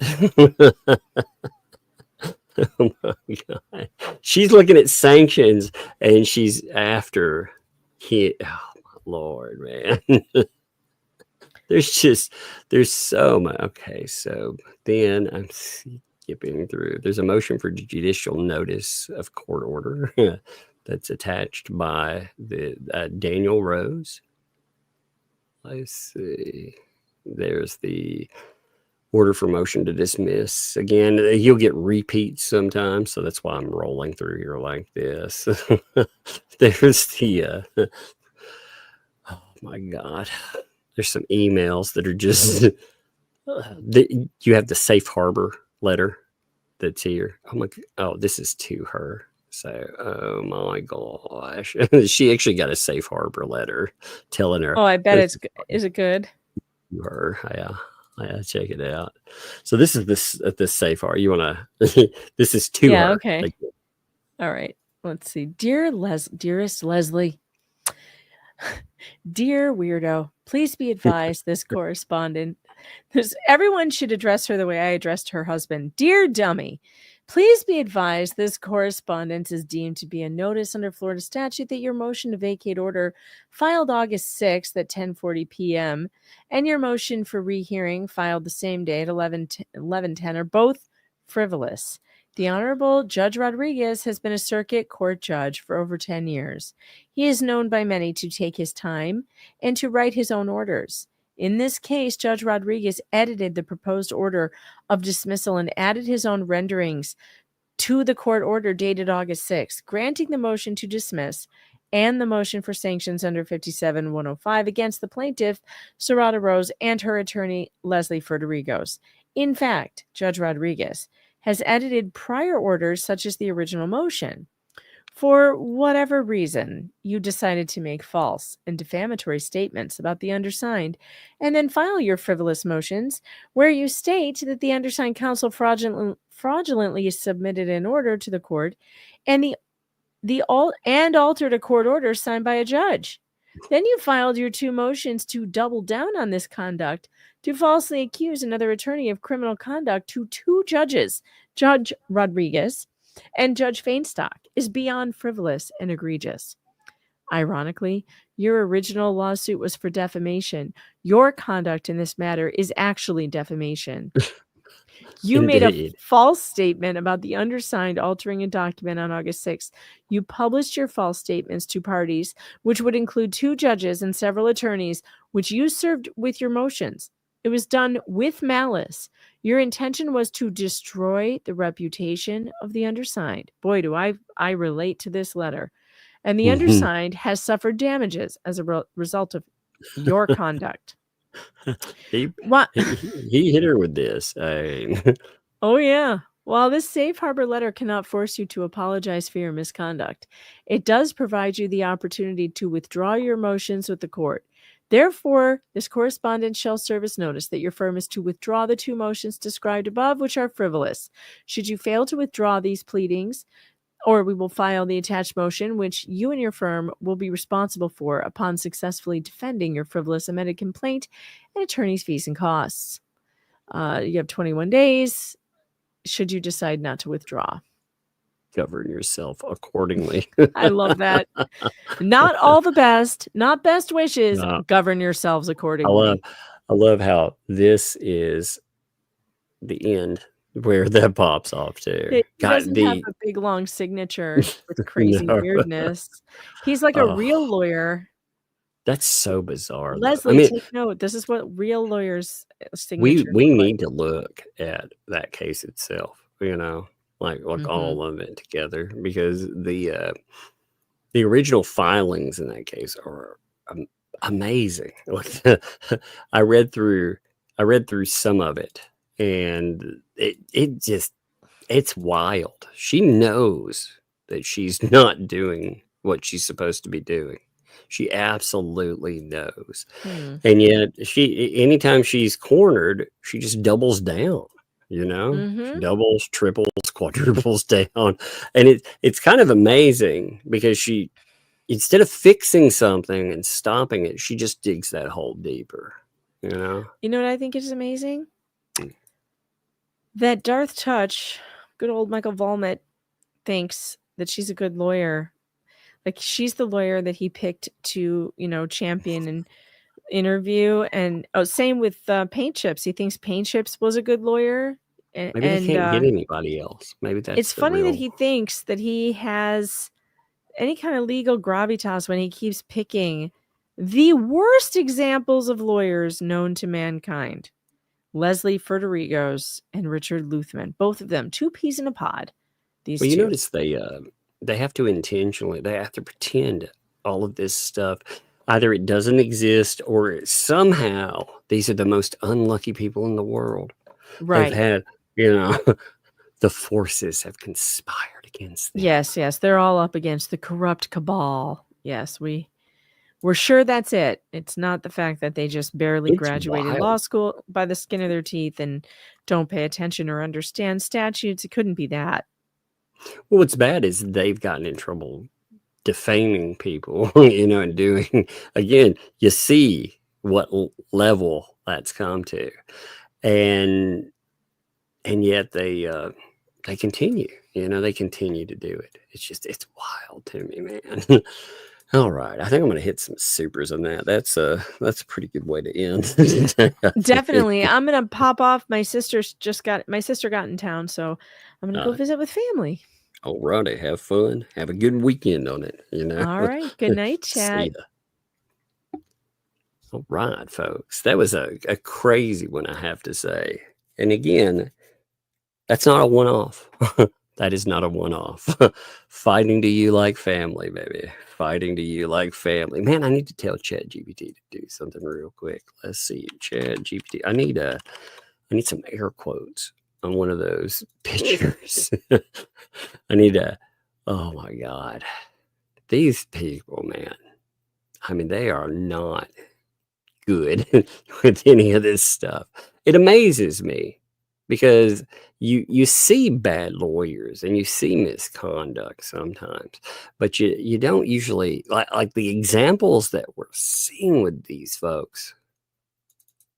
Man, let's see. Give me 1 second here. Let's see. Take the figure and have him doing quote unquote air quotes with his hands. I'm telling ChatGPT to give me some air quotes with my avatars. All right, Max left. Thanks to LP needs to be filed as a vexatious litigant. Well, she hasn't filed pro se. That's her issue with stuff. See, under the vexatious litigant rules, that part of it was with her. One of the reasons we were talking about that is that we needed a. Oh my God. It's funny. There's something going on too. I'm going to be vague about this, but right now there are some people, or a certain person, that anti-Hale seems to be very terrified of, because they've been saying some pretty interesting stuff. And if it turns out to be true, woo, man, we may have a heck of a show on our hands. A heck of a show. But they are currently they are terrified by one specific. They give them a lot of time, a lot of it, and it's quite amazing. It is quite amazing. So we may have one heck of a show coming up on this. But Max Lab, yeah, these people, they have used government resources to attempt to harass, and that's what we see with the police, you know, when they're trying to bring the police into all of that. So that's probably what you're talking about there. And yeah, I mean, it's pretty nasty business when somebody's continually trying that. Laura, thank you. Hey, Laura, how's it going, by the way? I appreciate you. I see, first of all, 33 months. Wow, that's amazing. That is a huge statement on its own there. Thank you. And you dropped a gifted membership as well. Thank you, Laura. That's much appreciated. Audrey, what's up, Audrey? How you doing? Thank you for the gifted membership. Thank you very much, too. That is much appreciated. Melody, what's up? Thanks for the 5 months. Appreciate that. And counting. Man, you know, I'm wondering, going back to something at the beginning, by the way, I wonder if Ohio would actually have the stones to follow up. Again, Volpe is flaunting the fact that he is harassing a person he was told not to. He's flaunting it. I wonder if they would actually do anything. Ohio's done a lot more than Florida. Florida's just like, well, Florida on its own, judicially, it has been a disappointment in a number of cases, but this stuff has been nuts. But Ohio, like I said, they followed up a bit better. So I wonder what they would be down for. Debbie dropped 5 gifted memberships. Thank you, Debbie. That is much appreciated too. Like I said, I love gifted memberships because it's like, hey, you're part of this. Glad to have you here. Fallen Hero. What's up, Fallen Hero, man? It's good to see you too. Thank you for a gifted membership as well. Thank you for that. Mark, what's up, Mark? Thanks for the 10 there. It's my lovely wife, Claire's 60th birthday. Heck yeah, I'm going to bust out some birthday song. You best believe it. You best believe it. Let's do this here. And man, I love having like good news like that. Great birthdays. It's always great to celebrate birthdays. Wait 1 second. gotta find the birthday. If you could see the control panel here, it's got all these little mini freaking movies and all this other stuff we make. So it takes a minute to find them. Here we go though. Thank you. Happy birthday. Happy birthday. Yeah. From both of us to you. Happy birthday. Birthday. May Awesome. all your dreams come true. Happy birthday. Happy birthday to you. We love to have you here. Happy birthday. Here's to another year. Indeed. And that's awesome. Like I said, thanks for letting us be part of that too. You know, you watch all the streams, never comment, but in the world, hey, it's awesome. I love celebrating birthdays with folks. I do. So thank you. And thank you for being here too. That is amazing. Very, very awesome. Cynic, what's up, man? Thanks for the 2 there. Megan photo with a thumbnail should be bigger. Yeah. You know, I love the fact that my thumbnails essentially they are essentially the same pictures just moved around over and over. There's like 4 Hales pictures that I shift around, and I change the words on the lawyer's chain, which I think is fun. I don't know. It makes me laugh. You know, you know exactly what the subject is. So I change that up. And I like to one of the reasons I use anti-Hales, just to make this clear, is I deny these people their individual identity on that, because they wanted to be the what the hell's media ecosystem. So I'm not going to give them individual accolades so they can build off of it, unless, you know, if they get in enough trouble off something, maybe. But they gave away that, you know, that they weren't working as an individual. They have been working as this amalgamation, this group. it's kind of it's kind of amazing to see them freak out too when you refer to them all just as anti-Hales. They wanted to be known as anti-Hales until you started calling them that, and then they suddenly don't like it. It's weird, isn't it? Yeah, I love that. I love the freaking photo in there too.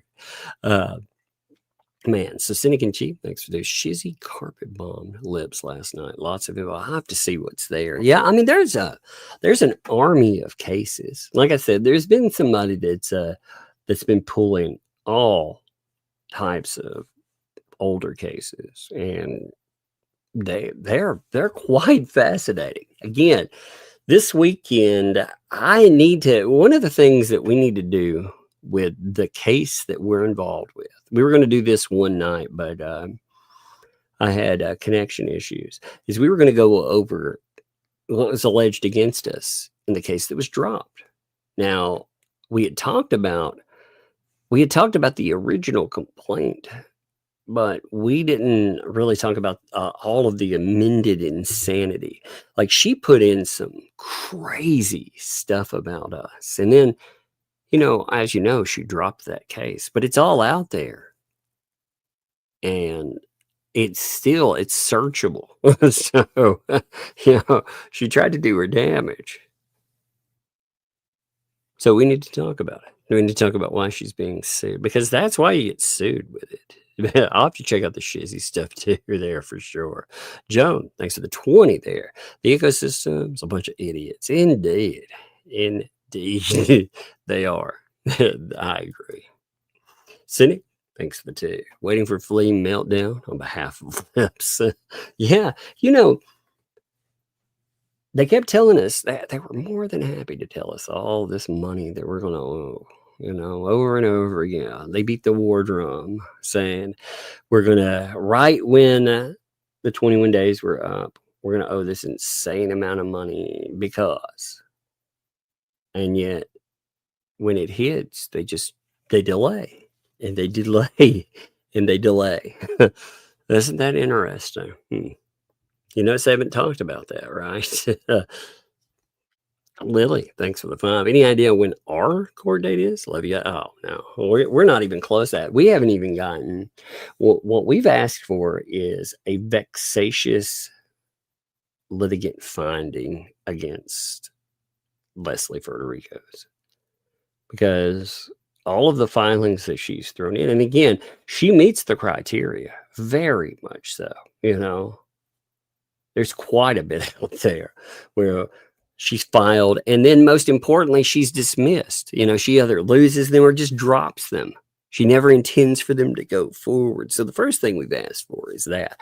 As far as a court date, if and when we move, it moves that way again, we have to get through a lot of items to get there. We're talking about a long haul. We're talking probably a couple of years in this. I mean, it is a lengthy process. That's one reason too. I do not encourage people to get involved in litigation unless, number one, you have an ironclad case and you really want it. You've got to really want it, because people will do everything in their power to try to defame you, to try to harass you.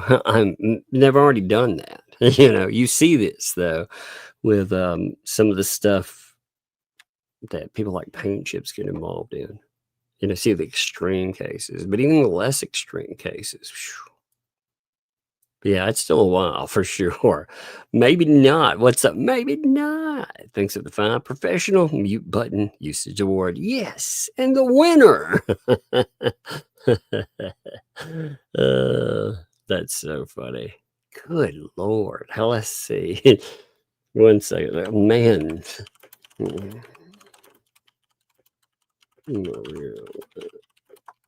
Gosh, I got it to do the air quote thing for me, and the arms are creepy. Oh my gosh. I got to show you this. I was like, yeah. Yeah, why don't you make those look a little less weird? So look at the arms that it adds here. Just look wrong. AI does weird things with arms. Look at those arms, man. They look very bizarre, do they not? Oh my gosh. uh, oh my Lord. They're as long as a leg, dude. It's like how is, oh my Lord. Some of the stuff that the AI does is insane. Hale, thanks for the 2 there, Doug. The Umbrella Corporation. That's actually funny. That is. We could put like a shell with the umbrella. The Umbrella Corporation. That's out. That's very good. I like that. Let me make a note for that. I like the Shell Corporation. I like the Umbrella Corp. Give me a minute. That's pretty good. Umbrella Corp. That's good stuff. I'm telling you, if it was really easy and cheap to go in, and since I'm also again, it's a joke, obviously, saving plastic turtles. Oh, but that is pretty funny. People could mail plastic turtles. We could put them out in the yard. That'd be amazing, wouldn't it? What's up, Rage? Hey, it's your 50th. That's great. That is great. Bought mom sides at her dementia home. A strawberry cheesecake. Mom said, and she said, FDF to me. Hilarious. Good day. That is funny. Let me play you some happy 50th there, by the way. That's awesome too. It's busted up. Happy birthday. Day. From both of us to you. Cheesecake. May all your dreams come true.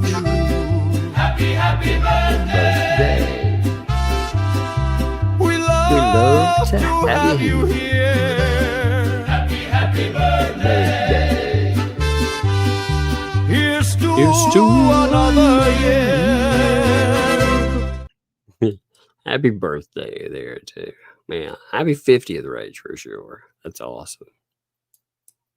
SF, thanks for the 5 there. You think when 911 answers a call in that county, that we've heard double homicide and not an LMRP.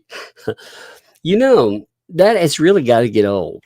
I mean, you would think as law enforcement, you would really get tired of taking calls like that. Again, if you look at it, I mean, think about it, because this police report that we noted, and we were talking about, she calls in July. Let me pull this up on the screen again, okay?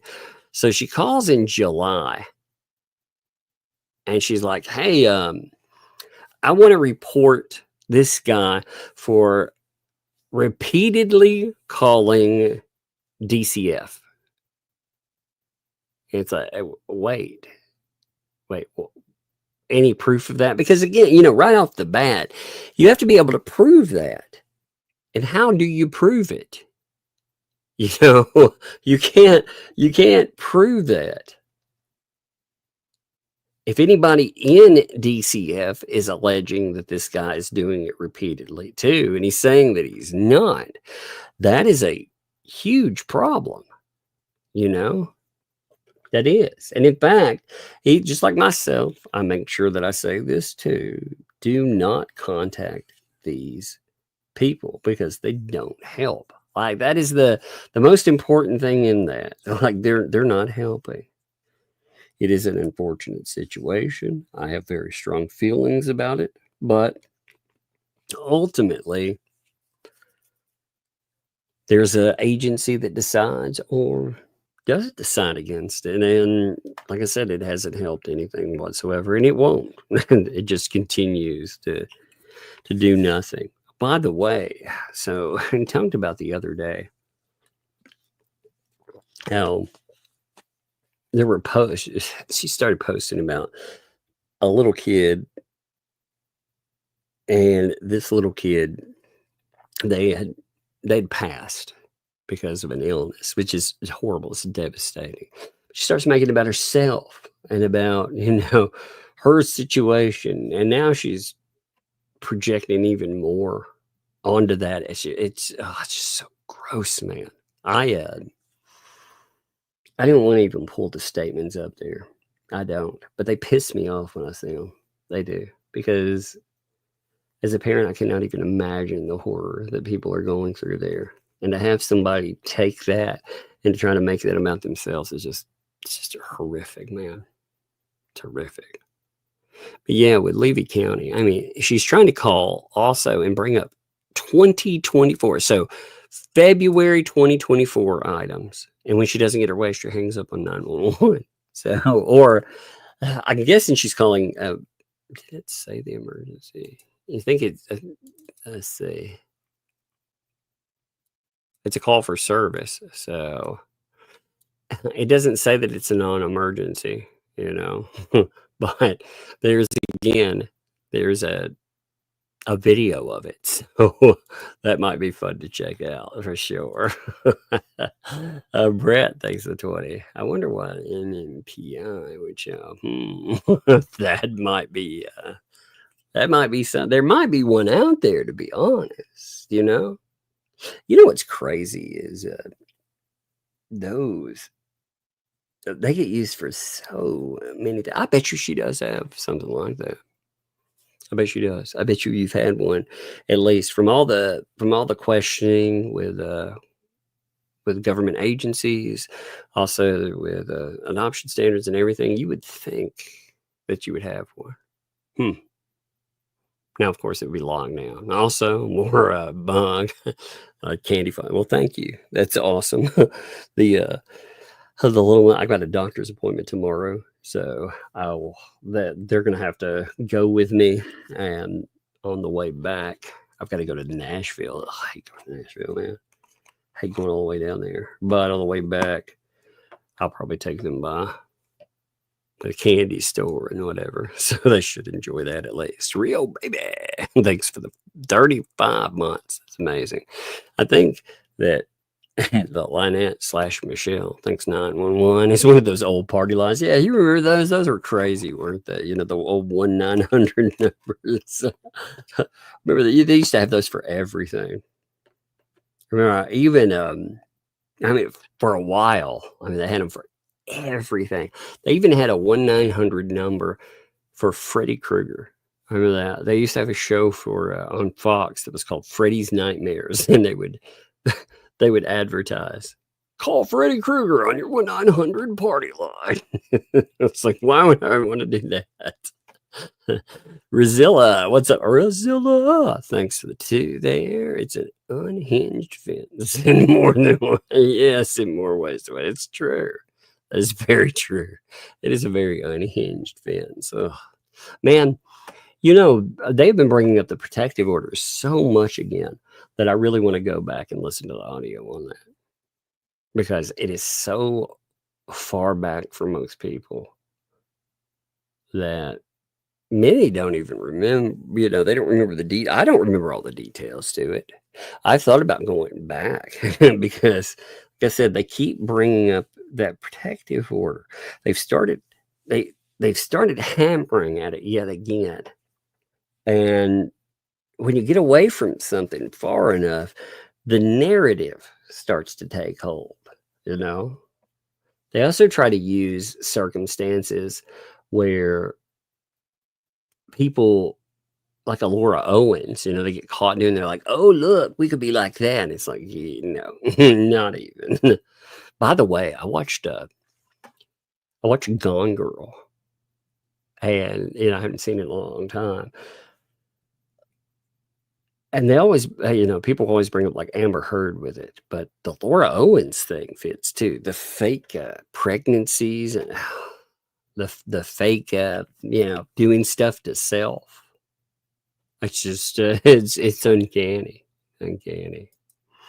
LaWanda, thanks for 5. So does Fence in training wear training bra?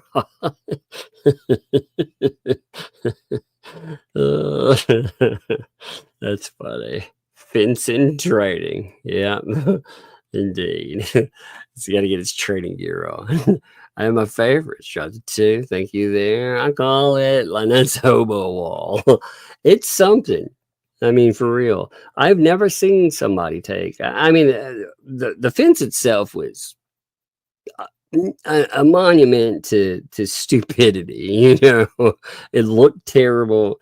It wasn't aligned properly. I mean, they had spillage all over the ground. It looked awful to begin with. But then they were like, you know what would be good if we went in and we added a really crappy tin level, and then on top of it, we hook garbage bags to the tub. I mean, it's a disaster waiting to happen. Those where they've got it hooked up high enough. What happens when some high winds pull through that thing? It's going to rip that thing apart, and it may fall on and hurt somebody. I mean, when I looked at that thing, when they built on the top of it, I kept thinking, man, somebody's going to get hurt by that thing. But hey, hobo wall works for sure. Jack's Bob, thanks to two. Mass hysteria coughing. Indeed. I'm telling you, you should look up like the Tennessee school mass hysteria, like this area right here. It was so bizarre. Like looking back, and they made it was big enough that it made all kinds of scientific journals it gets referred to. Like if you take psychology classes, they'll refer to it in a lot of books. It's wild, man. It's wild for this school. They're not known for their learning. They're known for mass hysteria. James, thanks for the 8 months there. Y'all are professionals, and we expect quality from y'all. Y'all indeed. Yes, actually, muting the mic again every now and then. I might miss the mute button, because I cough too fast. But I do try not to cough. I had a coughing fit earlier. So, when something irritates your throat just a little bit, you're like, Well, I got on a fit of it. I had to mute out a bunch of times. If I can, what's really good is that's when co-hosting works out real well too, because you can mute out and nobody notices. That's beautiful, What's up, Jaguar? Thank you. Drop 10 giftos, by the way. That's awesome. That's very much appreciated too. Thank you. That's awesome of you. William, thanks for the 5 there. The dry smoker's cough is bad enough. Ugh, but her wet phlegmy coughs are just stomach turning. I can't imagine. Oh, how gross. I can imagine her microphone drippage. Yeah, I imagine too. They probably don't have like on my microphone, I have a spit guard, I have one in front. What's funny, one time, one of the kids decided they wanted to decorate, and they were curious what it would stop. And the oldest, when she was little, she tried to put peanut butter through one of them just to see. Yeah, I was like, what in God's name? It was covered in peanut butter. I was thinking, no way. But I cannot imagine. Yeah, it's so gross what's on there. I can't even imagine it. Oh, so fly. What's up? Thanks for the 5 there. Doesn't have to be dementia or math. It could be both. The myth. That's true. If it's all the symptoms, it also explains why unifins. I forgot the rest. Yeah. You know what else explains it? Pocketing money. At one time, I can think about this. At the beginning, they didn't have all of this money that was going to be guaranteed to them, by a whale or two out there. They had one project and they thought they could work off of it, and they did good. Actually, there were 2 projects that went back to back. They had the first project that did really well with the fence, but they also had, following that up, they had the Christmas thing, and they noticed that this stuff was a gold mine. So what really makes that money stretch, though, was only putting up one line of fencing. See, if they would have gone in and put up, an entire fence, you would have been talking about an expensive proposition, you know? So what's the best way to take care of that? Just put up one giant ugly ass roll of sticks, and then on top of it, again, don't make it high enough. Who cares? You notice they didn't go back. Like for me, I would have been so damn annoyed that I would have gone in and readjusted that thing, made it, taller where it worked out. But no, they didn't. They didn't do that at all. They were just like, it works out. Real Bird, thanks to the 10. Hey, Tug, long time viewer, Julie Wolf's birthday. Hey, let's bust that out too. Julie, what's up? Happy birthday! Hey, Julie. From both of us to you. Happy birthday. May all your dreams come true. Happy birthday. Yeah. We love to have you here. Happy birthday. Happy birthday. Here's to another year. Indeed. Great to have you too. Appreciate you. I'm glad that you noted that too, Rebel. Thank you. And happy birthday. That's awesome. And thanks for the 10 there. Hey, Tuck, Megan. Hey, you returned. Hey there, even. Appreciate you too, man. Thank you. I'm a Muppet. Thanks for the 14 months. I'm a Muppet indeed. There's a timeline for every case and every person on a shady Facebook group. It includes everything you mentioned. I'll email it to you. Ah, that's interesting. Well. Yeah, he tagged me up in that too. Tag us both in that when you mail it over, just to make sure. That'd be great. Jada, thanks for that 8 months there with the Fed cases on hold. Could you do a recap show on court status for sanctions, discovery, etc.? Lots of things on the docket. Yeah, like what's outstanding. You know what's really annoying? Like I said, an outstanding. Bruce. That's a huge one, isn't it? And Fed 1.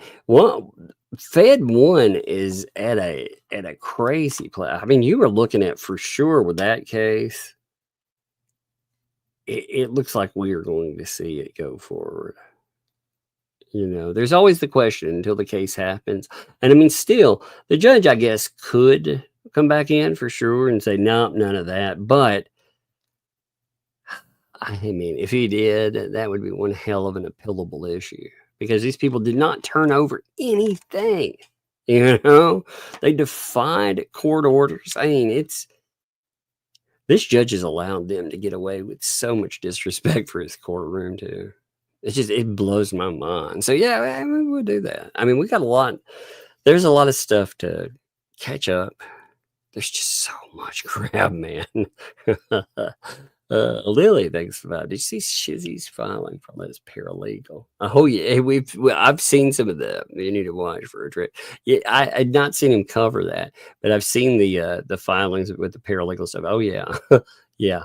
We're talking about going over like that case, the case with the parents. I mean, again, she has quite a few different cases that when you put them together, it will blow your mind looking at this stuff. And their own filings. Like, we need to go over the class action lawsuit they've tried to push. That's amazing, too. Angela, what's up, Angela Quinn?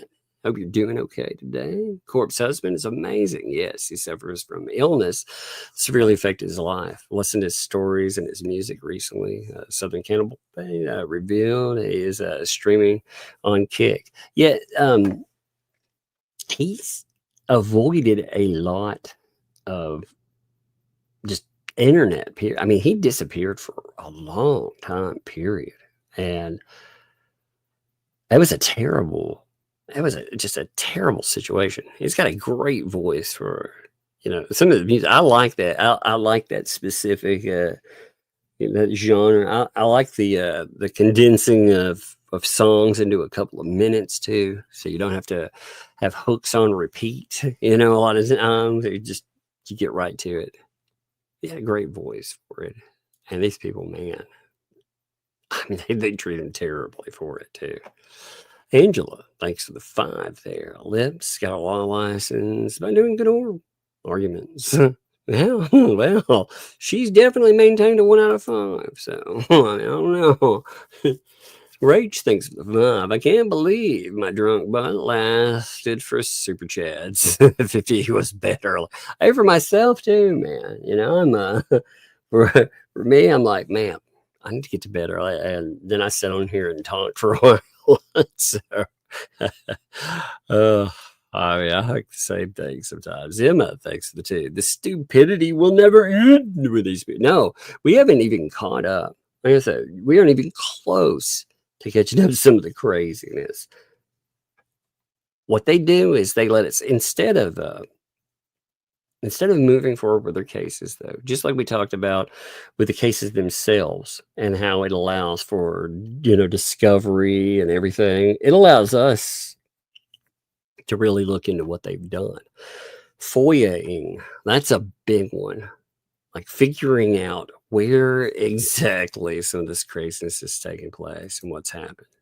Emma, thanks for the 5. AI is gone from giving you short arms to long arms. I know. We need a medium happy. That's what I'm saying. You know what's really funny? So I asked it for more lifelike arms. I guess it did help though. What did it do? It gave me shorter sleeves.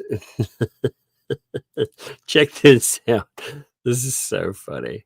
So I was like, that doesn't look real enough. Well, here we go. I told it I need a more realistic ones. So what did it do? It's like, here's some sleeves. That actually looks better though. The proportions do look better. They really do. Well, I like the air quotes. I need to put the words air quotes in the middle. That might be good too. Like, let's see. Add the words air quotes. There we go. Let's see if that helps. I told to add the word air quotes between the hands. Rates things of the day. So much better than Mom's birthday song. I don't know. Mom's birthday song sounded pretty good too, though. Actually, it sounded pretty entertaining. The floofy cat. Thanks for the two. The Overlord suggests not another shell corp. That might be funny too. Yeah, we're not just another shell corporation. That would be funny. Oh my God, that might be good too. Let me write that down as well. I'm going to test it out and see. When you add stuff like with AI, how that comes out. So let me add that in. Give me a second. We have the Unshellicorp and not another Shellcorp. Does your by the way, do any of you have a newer phone and one that has AI in it? Does it correct things like shall to she will? The SHE''LL. Mine does stuff like that all the time. It annoys the crap out of me. I'm Muppet. Thanks for the 10 there. Oh my effing God. 3 days ago, LP reposted on Truth page. Yes. A medication of your son's demise. Yes. That POS said that HG is in a hospital because of G1A. So, of course, LP knows exactly how April feels. WTF. Yes. Yes. She took this post from a parent where they had lost their child. She reposted and makes it about herself. And she starts posting about, this is what's going on with us. So I know exactly how this person is feeling. No, you don't. No, you don't. And that is not something you ever want to co-opt or put on your child. You don't want to put that on nobody. Nobody needs that put on. It's so awful, man. It infuriated me to see it. Mama Bear, thanks for the 5 there. And didn't they have so much leftover fence material? They built a fence for a guy that was behind town hall. Don't quote me. I don't remember with that or not. I don't remember about leftover fence materials and all of that. I'll have to look at that. I don't remember. You may well be right in that. I don't remember what they said about that. With some of it, I pay attention, but maybe not enough. Oh, my Lord. All right. Man, it's some interesting emails for these people. But anyway, I'm going to bounce on this. I'm not sure tomorrow. I'm planning on having a live, but it depends on what time I get in. So I've got a big doctor appointment tomorrow, checking out stuff, and I got to take the kids. So I will definitely, I will be, yeah, I've got to Nashville and stuff. So if that works out and it's timely, I will have one for tomorrow for sure. But if not, then, we will do one Saturday. But I'm planning on one tomorrow, but we'll see. But anyway, we're going to end here. Appreciate you. See ya.